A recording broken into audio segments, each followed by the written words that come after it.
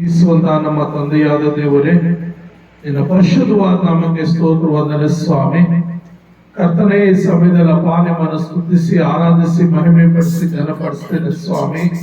ಒಳ್ಳೆಯ ತಂದೆ, ಒಳ್ಳೆ ಮಾತುಗಳನ್ನ ತಿಳಿಸಿಕೊಡುವ ಆತನೇ ನೀನು ಸ್ತೋತ್ರವಂದನೆ ಸ್ವಾಮಿ. ಕರ್ತನೇ, ಈ ಸಮಯದಲ್ಲಿ ಎಸೆಯ ನಿನ್ನ ವಾಕ್ಯವಾಗಿ ಹೋಗುವಾಗ ಸ್ವಾಮಿ ದೇವರಾತ್ಮನೆ ನೀವು ಮಾತನಾಡುವಾಗ ನಾವೆಲ್ಲರೂ ಅಪ್ಪ ನಿನ್ನ ಮಾತನ್ನು ಕೇಳಿ ಅಪ್ಪ ನಾವೆಲ್ಲರೂ ಅಪ್ಪ ನಿನ್ನ ರಾಜ್ಯಕ್ಕೋಸ್ಕರ ಸಿದ್ಧಪಡು ಹಾಗೆ ದೇವರೇ ಅಪ್ಪ ಈ ದಿನ ನೀವು ಮಾತುಗಳು ನಮ್ಮ ಹೃದಯ ಅಲೆಗೆ ಮೇಲೆ ಬರೆದುಕೊಳ್ಳುವ ಹಾಗೆ ನಮ್ಗೆಲ್ಲರಿಗೂ ಎಚ್ಚರಿಕೆ ಕೊಟ್ಟು ಕಾಪಾಡಬೇಕೆಂದು ಯೇಸು ನಾಮದಲ್ಲಿ ಪ್ರಾರ್ಥಿಸುತ್ತೇನೆ ತಂದೆಯೇ, ಆಮೇನ್ ಆಮೇನ್. ದೇವರ ನಾಮಕ್ಕೆ ಸ್ತೋತ್ರವಾಗಲಿ. ತಂದೆಯ ಆಶೀರ್ವಾದ ಹೊಂದಿದವರು ಯಾರು?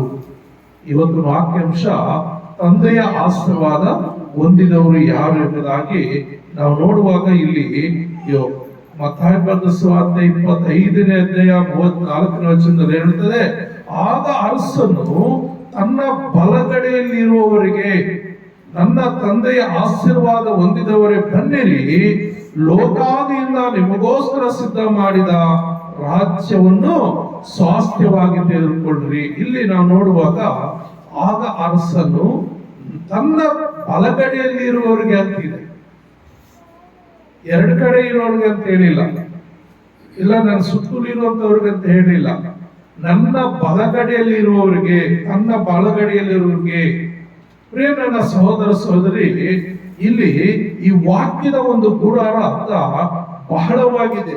ಈ ವಾಕ್ಯದ ಒಂದು ಗೂಢಾರ್ಥ ನಾವು ನೋಡುವಾಗ ಅದು ನಾವು ಆಲೋಚಿಸಬೇಕಾಗಿದೆ.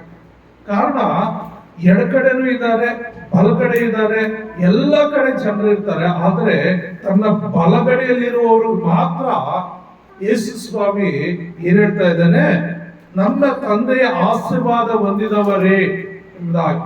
ಇಲ್ಲಿ ನಾವು ನೋಡುವಾಗ ಪ್ರಿಯ ನನ್ನ ಸಹೋದರ ಸಹೋದರರೇ, ಆ ಮೇಲಿನ ಒಂದು ವಚನ ನೋಡುವಾಗ 30ನೇ ವಚನ 31ನೇ ವಚನ ಕಳೆದ ವಾರವೆಲ್ಲ ನಾವು ಧ್ಯಾನ ಮಾಡ್ಕೊಂಡ್ವಿ ತಲಾಂತುಗಳ ಬಗ್ಗೆ.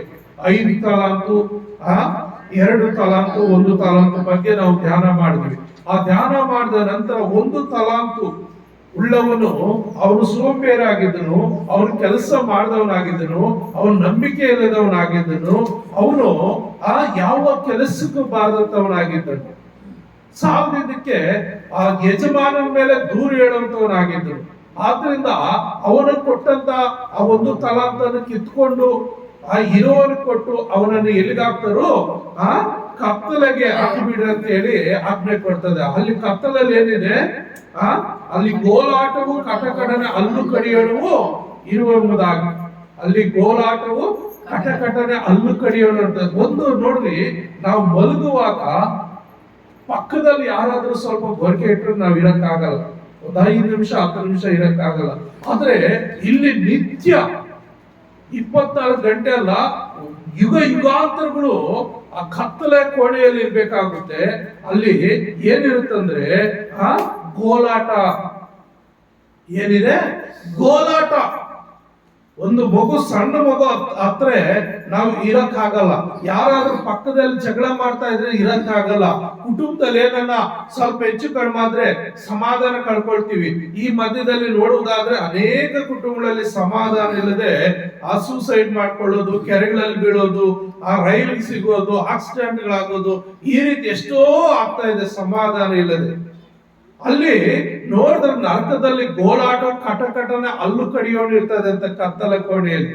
ಅದಕ್ಕಾಗಿ ಯೇಸು ಸ್ವಾಮಿ ಅಲ್ಲಿ ಮುಂದುವರಿತಾ ಹೇಳ್ತಾ ಇದ್ದಾನೆ 31ನೇ ವರ್ಷ, ಇದಲ್ಲದೆ ಏನೋ ಈ ಕಾರ್ಗತ್ತಲ ಅಲ್ಲದೆ ಮುಂದೆ ಒಂದು ತೀರ್ಪಿದೆ ಅಂತ ಹೇಳ್ತಾ ಇದ್ದಾನೆ. ಅದೇನಂತ, ಇದಲ್ಲದೆ ಮನುಷ್ಯ ಕುಮಾರನು ತನ್ನ ಮಹಿಮೆಯಿಂದ ಎಲ್ಲಾ ದೇವದೂತರೊಂದಿಗೆ ಕೂಡಿ ಬರುವಾಗ ತನ್ನ ಮಹಿಮೆಯ ಸಿಂಹಾಸನದಲ್ಲಿ ಕೂತುಕೊಳ್ಳುವನು. ಪ್ರಿಯ ನನ್ನ ಸಹೋದರ ಸಹೋದರಿ, ಯೇಸು ಕ್ರಿಸ್ತನು ಈ ಲೋಕಕ್ಕೆ ಬಂದು ಆತನ ಏನ್ ಕೆಲಸ ಮಾಡ್ಬೇಕು ಮಾಡಿ ಒಂದು ಧೈರ್ಯ ಹೇಳಿ ಹೋಗ್ತಾ ಇದ್ದಾನೆ ನಮ್ಗೆ. ಏನಂತ, ನಿಮ್ಮ ಹೃದಯವು ಕಳವಳಗೊಳ್ಳದಿರಲಿ, ದೇವ್ರ ನಂಬರಿ, ನನ್ನ ನಂಬರಿ, ನಾನು ಹೋಗಿ ಪರಲೋಕಕ್ಕೆ ಹೋಗಿ ನಿಮಗೆ ಗುಡಾರಗಳನ್ನ ಅಥವಾ ಬಿಡಾರಗಳನ್ನ ಅಥವಾ ಮನೆಗಳನ್ನ ಸಿದ್ಧ ಮಾಡಿ ಮತ್ತೆ ಬಂದು ಕರ್ಕೊಂಡು ಹೋಗ್ತೀನಿ ಅಂತ ಹೇಳ್ತಾನೆ. ಅದೇ ರೀತಿಯಲ್ಲಿ ಯೇಸು ಕ್ರಿಸ್ತನ ಎರಡನೇ ಬರೋಣದಲ್ಲಿ ದೇವದೂತರೊಂದಿಗೆ ಆತನ ಮಧ್ಯಾಕಾಶಕ್ಕೆ ಬಂದು ಮೊದಲು ಮರಣ ಹೊಂದಿದವರನ್ನ ಮೊದಲು ಮರಣ ಯಾರು ಹೊಂದಿರ್ತಾರೋ ಅಂದ್ರೆ ನಿದ್ರೆ ಯಾರು ಮಾಡ್ತಾ ಇರ್ತಾರೋ ಅವರೆಲ್ಲರನ್ನ ಎಬ್ಬಿಸ್ತಾನೆ. ಅಲ್ಲಿ ಒಳ್ಳೆಯವರು ಕೆಟ್ಟವರು ಎಲ್ಲರನ್ನು, ಪಾಪಿಗಳನ್ನ ಎಬ್ಬಿಸ್ತಾನೆ, ಪರಿಶುದ್ಧರನ್ನು ಎಬ್ಬಿಸ್ತಾನೆ, ಎಲ್ಲರನ್ನು ಎಬ್ಬಿಸ್ತಾನೆ.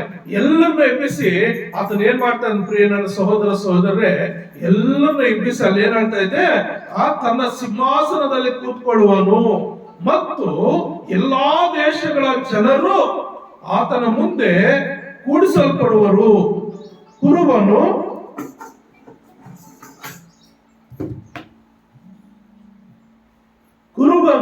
ಅಲ್ಲೇನಂತಂದ್ರೆ ಪ್ರಿಯ ನನ್ನ ಸಹೋದರರು, ಎಲ್ಲಾ ದೇಶಗಳ ಜನರು ಆತನ ಮುಂದೆ ಕೂಡಿಸಲ್ಪಡುವರು.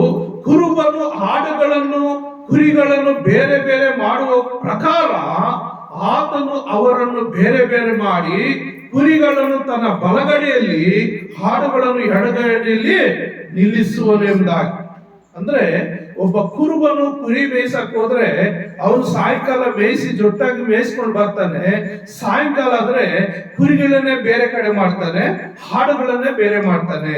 ಯಾಕೆ ಕುರಿಗಳನ್ನು ಬೇರೆ ಮಾಡ್ತಾನೆ, ಹಾಡುಗಳನ್ನು ಬೇರೆ ಮಾಡ್ತಾನೆ ಅಂದ್ರೆ ಕುರಿಗಳಿರೋ ಕಡೆ ಹಾಡುಗಳಿರೋದಿಲ್ಲ, ಅಂದ್ರೆ ಮೇಕೆಗಳಿರೋದಿಲ್ಲ.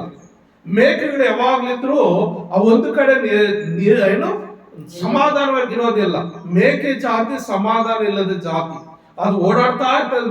ಮೇಕೆ ನೋಡ್ರಿ, ಮೇಕನ್ನು ಬಿಟ್ಕೊಂಡು ಹೋದ್ರೆ ಒಂದು ಕಡೆ ನಿಲ್ಲಲ್ಲ, ಹೋಗ್ತಾ ಇರ್ತಾವೆ ಅವು ಯಾವತ್ತೂ ತಲೆ ಬಗ್ಸೋದಿಲ್ಲ. ಅವುಗೆ ಒಂದು ಚಂಬ ಈಗೋ. ಆದ್ರೆ ಕುರಿಗಳು ಆಗಲ್ಲ, ಅವು ಸಮಾಧಾನವಾಗಿರ್ತದೆ, ಶಾಂತಿಯಾಗಿರ್ತವೆ, ತಲೆ ಬಗ್ಗಿರ್ತವೆ. ಆ ಯಜಮಾನಿ ಏನ್ ಹೇಳಿದ್ರೆ ಆ ರೀತಿ ಕೇಳ್ತವೆ. ಅದಕ್ಕಾಗಿ ಈ ಲೋಕದಲ್ಲಿ ಎರಡು ರೀತಿಯ ಜನರಿದ್ದಾರೆ. ಕೆಲವರು ದೇವರ ನಂಬಿ ದೇವರ ಒಂದು ಭಯಭಕ್ತಿಯಲ್ಲಿ ಜೀವಿಸುವಂತವ್ರು ಕುರಿಗಳ ಹಾಗೆ ಇರ್ತಾರೆ. ದೇವರಿಗೆ ಭಯ ಪಡದೆ, ದೇವರ ಭಕ್ತಿ ಇಲ್ಲದೆ ಇಷ್ಟಾನುಸಾರವಾಗಿ ಜೀವಿಸುವಂತವರು ಅವರು ಮೇಕೆಗಳಿಗೆ ಸಮಾನರಾಗಿರ್ತಾರೆ. ಅದಕ್ಕೆ ಯೇಸು ಕ್ರಿಸ್ತನ ಬರೋಣದಲ್ಲಿ ಆತನ ಏನ್ ಮಾಡ್ತಾರಂದ್ರೆ ಕೆಲವ್ರನ್ನ ಯಾರನ್ನ ದೇವರ ವಾಕ್ಯಾನುಸಾರ ಜೀವಿಸಿ ವಾಕ್ಯದ ಪ್ರಕಾರ ನಡೆಯುವಂತವ್ರನ್ನ ಆತನ ಏನ್ ಮಾಡ್ತಾರಂತೆ ತನ್ನ ಬಲಗಡೆಯಲ್ಲಿ ನಿಲ್ಲಿಸ್ಕೊಳ್ತಾನೆ. ದೇವರ ವಾಕ್ಯಾನುಸಾರವಾಗಿ ಜೀವಿಸದೆ, ದೇವರ ಭಯಭಕ್ತಿಯಲ್ಲಿ ಜೀವಿಸದೆ, ತಮ್ಗೆ ಇಷ್ಟಾನುಸಾರವಾಗಿ ಜೀವಿಸಿ ಈ ಲೋಕದಲ್ಲಿ ನಿದ್ರೆ ಮಾಡೋರು ಮತ್ತೆ ಎಬ್ಬಿಸಿ ತನ್ನ ಬಲಗಡೆಯಲ್ಲಿ ಆತನ ನಿಲ್ಲಿಸ್ಕೊಳ್ತಾನೆ. ನಿಲ್ಲಿಸ್ಕೊಂಡು ಅಲ್ಲಿ ಏನ್ ಹೇಳ್ತಾನೆ ಅಂದ್ರೆ ಪ್ರಿಯ ನನ್ನ ಸಹೋದರರೇ, ಆ ರೀತಿ ಬೇರೆ ಮಾಡ್ತಾನೆ ಎಂಬುದಾಗಿ ಅಲ್ಲಿ ವಾಕ್ಯ ಹೇಳ್ತಾ ಇದೆ. ಅಷ್ಟೇ ಅದ ಹಾಗ ಅರಸನು ಯಾವಾಗ ಕುರಿಗಳನ್ನ ಮೇಕೆಗಳನ್ನು ಬೇರೆ ಬೇರೆ ಮಾಡಿದ ನಂತರ ಅರಸನು ಅಂದ್ರೆ ದೇವಾದಿ ದೇವರು ಏನ್ ಮಾಡ್ತಾರಂತೆ, ಅರಸನು ಏನ್ ಹೇಳ್ತಾ ಇದ್ದಾನೆ, ಪ್ರಿಯ ನನ್ನ ಸಹೋದರೇ, ತನ್ನ ಬಲಗಡೆಯಲ್ಲಿರುವವರಿಗೆ ನನ್ನ ತಂದೆ ಆಶೀರ್ವಾದ ಹೊಂದಿದವರೇ ಬನ್ನಿರಿ. ಪ್ರಿಯ ನನ್ನ ಸಹೋದರ ಸಹೋದರಿ, ಅದನ್ನ ಕರೀತಾ ಇದ್ದಾನೆ ಬಲಭಾಗದಲ್ಲಿರುವಂತವ್ರನ್ನ. ಬಲಗಡೆ ಇರೋ ಪ್ರಿಯ, ನನ್ನ ತಂದೆಯ ಆಶೀರ್ವಾದ ಹೊಂದಿದವರೇ ಬನ್ನಿರಿ, ಲೋಕಾದಿಯಿಂದ ನಿಮಗೋಸ್ಕರ ಸಿದ್ಧ ಮಾಡಿದ ರಾಜ್ಯವನ್ನು ಸ್ವಾಸ್ಥ್ಯವಾಗಿ ತೆಗೆದುಕೊಳ್ಳ್ರಿ. ಅಂದ್ರೆ ಸ್ವಾಸ್ಥ್ಯ ಅಂದ್ರೆ ವಾರಸತ್ವ. ಪ್ರಿಯ ನನ್ನ ಸಹೋದರರೇ, ಈ ಲೋಕದಲ್ಲಿ ನಮ್ಗೆ ಯಾವ ಸ್ವಾಸ್ಥ್ಯ ಇಲ್ಲ. ಕಾರಣ ಏನಂದ್ರೆ ನಾವು ಸ್ವಲ್ಪ ವರ್ಷಗಳು ಮಾತ್ರ ಜೀವಿಸ್ತೀವಿ, ಕೆಲವು ವರ್ಷಗಳು ಮಾತ್ರ ಜೀವಿಸ್ತೀವಿ. ದೇವರ ವಾಕ್ಯ ಹೇಳ್ತಾ ಇದೆ, ಮನುಷ್ಯನ ಆಯಸ್ಸು 70, ಬಲ ಹೆಚ್ಚಿದರೆ 80 ಅಂತ ಹೇಳಿ. ಆದರೆ ಒಂದು ವೇಳೆ ದೇವರ ಕೃಪೆ 10-20 ವರ್ಷ ಎಕ್ಸ್ಟ್ರಾ ಬದುಕಬಹುದು. ಆದ್ರೆ ಪ್ರತಿಯೊಬ್ಬ ಮನುಷ್ಯ ಇಲ್ಲಿ ಸಾಯಲೇಬೇಕಾಗಿದೆ. ಅದಕ್ಕಾಗಿ ಇದು ಶಾಶ್ವತ ಸ್ವಾಸ್ಥ್ಯ ಅಲ್ಲ. ಅದಕ್ಕೆ ಅಬ್ರಹಾಮನು, ಇಸಾಕನು, ಯಾಕೋಬನು ಅವರೆಲ್ಲಾನು ಗುಡಾರಗಳಲ್ಲೇ ಜೀವಿಸಿದ್ರು. ದೊಡ್ಡ ದೊಡ್ಡ ಶ್ರೀಮಂತರು. ಅಬ್ರಹಾಮನಿಗಾದ್ರೆ ಅವನ ಮನೆಯಲ್ಲೇ 318 ಜನ ಸೈನಿಕರಿದ್ದರಂತೆ. ಅಂದರೆ 20-40 ವರ್ಷ ಒಳಗಡೆ ಇರುವಂತ ಸೈನಿಕರು 318 ಜನ ಇದ್ದರಂತೆ. ಮತ್ತು ಅವ್ರ ತಂದೆ ತಾಯಿಗಳು, ಹೆಣ್ಣು ಮಕ್ಕಳು, ಚಿಕ್ಕವರು, ಇವರೆಲ್ಲ ಲೆಕ್ಕ ಹಾಕಿದ್ರೆ ಹೆಚ್ಚು ಕಡಿಮೆ 1000 ಜನ ಕೆಲಸಗಾರರೇ ಅಬ್ರಹಾಮನ ಹತ್ರ ಇದ್ರು. 1000 ಜನ ಕೆಲಸಗಾರರಿದ್ರೆ ಮತ್ತೆ ಅವನ ಆಸ್ತಿ ಎಷ್ಟು ಇರ್ತದೆ ಲೆಕ್ಕ ಹಾಕೊಳ್ರಿ, ಅವನು ಎಷ್ಟು ಐಶ್ವರ್ಯವಂತನಾಗಿರ್ತಾನೆ.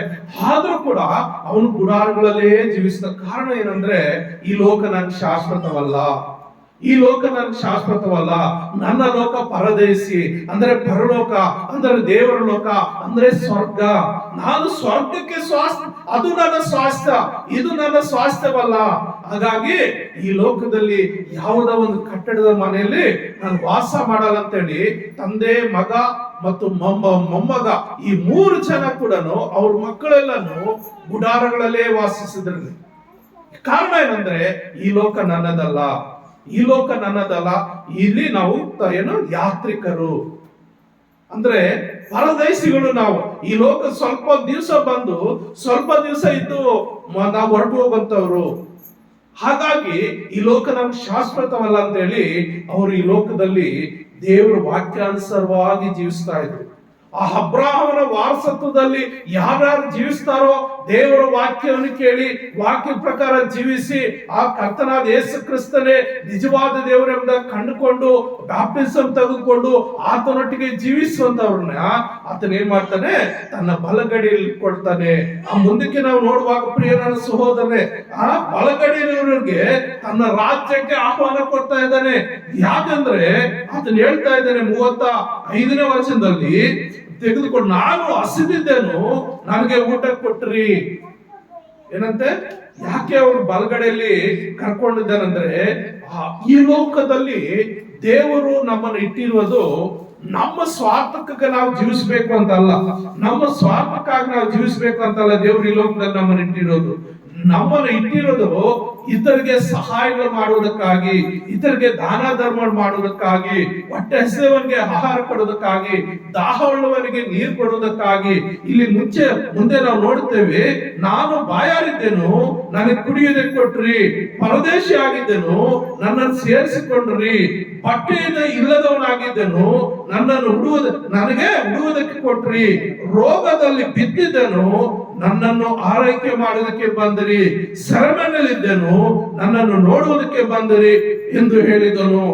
ಅದಕ್ಕೆ ನೀತಿವಂತರು, ಸ್ವಾಮಿ, ಯಾವಾಗ ನೀನು ಹಸಿದನ್ನು ಕಂಡು ನಿನಗೆ ಊಟಕ್ಕೆ ಕೊಟ್ಟೆವು, ಇಲ್ಲವೇ ನೀನು ಬಾಯಾರಿದ್ದನ್ನು ಕಂಡು ಕುಡಿಯುವುದಕ್ಕೆ ಕೊಟ್ಟೆವು, ಯಾವಾಗ ನೀನು ಪರದೇಶಿ ಆಗಿರುವವನನ್ನು ಕಂಡು ಸಹಿಸಿಕೊಂಡೆವು, ಇಲ್ಲವೇ ನಿನಗೆ ಬಟ್ಟೆ ಇಲ್ಲದವನು ಕಂಡು ಉಡುವುದಕ್ಕೆ ಕೊಟ್ಟೆವು, ಯಾವಾಗ ನೀನು ರೋಗದಲ್ಲಿ ಬಿದ್ದಿದ್ದನ್ನು ಅಥವಾ ಸೆರೆಮನೆಯಲ್ಲಿ ಇದ್ದದನ್ನು ಕಂಡು ನಿನ್ನನ್ನು ನೋಡುವುದಕ್ಕೆ ಬಂದೆವು ಎಂದು ಉತ್ತರವಾಗಿ ಹೇಳುವರು. ಅದಕ್ಕೆ ಅರಸನು, ನನ್ನ ಸಹೋದರಲ್ಲಿ ಕೇವಲ ಅಲ್ಪನಾದ ಒಬ್ಬನಿಗೆ ಏನೇನು ಮಾಡಿದ್ರು ಅದನ್ನು ನನಗೂ ಮಾಡಿದ ಹಾಗಾಯಿತು ಎಂದು ಏನ್ ಹೇಳ್ತಾ ಇದ್ದಾನೆ, ನಿಮ್ಗೆ ಸತ್ಯವಾಗಿ ಹೇಳುತ್ತೇನೆ ಅನ್ನೋನು. ಪ್ರಿಯ ನನ್ನ ಸಹೋದರರೇ, ಬಲಗಡೆಯಲ್ಲಿರುವವರನ್ನು ಯಾಕೆ ತನ್ನ ರಾಜ್ಯಕ್ಕೆ ಆತನು ನನ್ನ ತಂದೆಯ ಸ್ವಾಸ್ಥ್ಯದಲ್ಲಿ ಪಾಲ್ ತಗೊಳ್ರು ಅಂತ ಹೇಳಿದಂದ್ರೆ, ಬಲಗಡೆಯಲ್ಲಿರುವವರು ಯಾರಾಗಿದ್ದಾರೆ, ನೀತಿವಂತರಾಗಿದ್ದಾರೆ. ಅಪ್ಪ ಅವ್ರು ಕೇಳ್ತಾ ಇದ್ದಾರೆ, ಸ್ವಾಮಿ, ಯಾವಾಗ ನೀನು ಹೊಟ್ಟೆ ಹಸಿದನ್ನು ಕಂಡು ಊಟ ಕೊಟ್ಟೆ ಅಂತ ಹೇಳುವಾಗ ಒಂದು ಉದಾಹರಣೆ, ಒಂದು ಸಣ್ಣ ಕಥೆ ನಾವು ಧ್ಯಾನ ಮಾಡ್ಕೊಳ್ಳೋಣ. ಏನಂದ್ರೆ, ಒಂದೂರಲ್ಲಿ ಯಾರೋ ಒಬ್ಬ ಯಜಮಾನ ಇದ್ದ. ಅಣ್ಣವ್ರು ಹೊಸದಾಗಿ ಬಂದಿದ್ದಾರೆ, ಅವ್ರನ್ನೇ ಇಟ್ಕೊಳ್ಳೋಣ. ಅವ್ರಿಗೆ ನೋಡಿ ವಯಸ್ಸಾಗಿದೆ, ಅವ್ರು ಅಷ್ಟು ಶಕ್ತಿ ಮೀರಿ ಕೆಲಸ ಮಾಡಕ್ ಆಗಲ್ಲ. ಆದ್ರೂ ದೇವರ ಭಯಭಕ್ತಿಲ್ಲ ಅದನ್ನು ಜೀವಿಸುವಂತವ್ರು. ಹೆಚ್ಚು ಕಷ್ಟಪಟ್ಟು ಆಸ್ತಿ ಅಂತ ಕ್ಲಿಯರ್ ಮಾಡ್ಕೊಂಡಿಲ್ಲ. ಒಂದು ಸಣ್ಣ ಗುಡಿಸಲು ಇದೆ, ಆ ಗುಡಿಸಲಲ್ಲಿ ಒಬ್ಬಟ್ಟಿಗೆ ನಾನು ಜೀವಿಸ್ತಾ ಇದ್ದೇನೆ. ಆದರೆ ದೇವರೊಂದು ಭಯಭಕ್ತಿ ಚೆನ್ನಾಗಿದೆ. ದೇವರಲ್ಲಿ ಯಾವಾಗ್ಲೂ ಮಾತಾಡುವಂತವ್ನು, ಪ್ರಾರ್ಥನೆ ಮುಖಾಂತರ ಯಾವಾಗ್ಲೂ ಮಾತಾಡೋದು. ಹೇಗೆ ನಾನು ನೀವು ಹೇಗೆ ಮಾತಾಡ್ಕೊಳ್ಳೋ ಹಾಗೆ ಆತನ ದೇವ್ರ ಹತ್ರ ಮಾತನಾಡ್ತಾ ಇದ್ದ. ಆ ದೇವರು ಕೂಡ ಆತನೊಟ್ಟಿಗೆ ಪ್ರಾರ್ಥನೆಯಲ್ಲಿ ಮಾತನಾಡ್ತಾ ಇದ್ದ.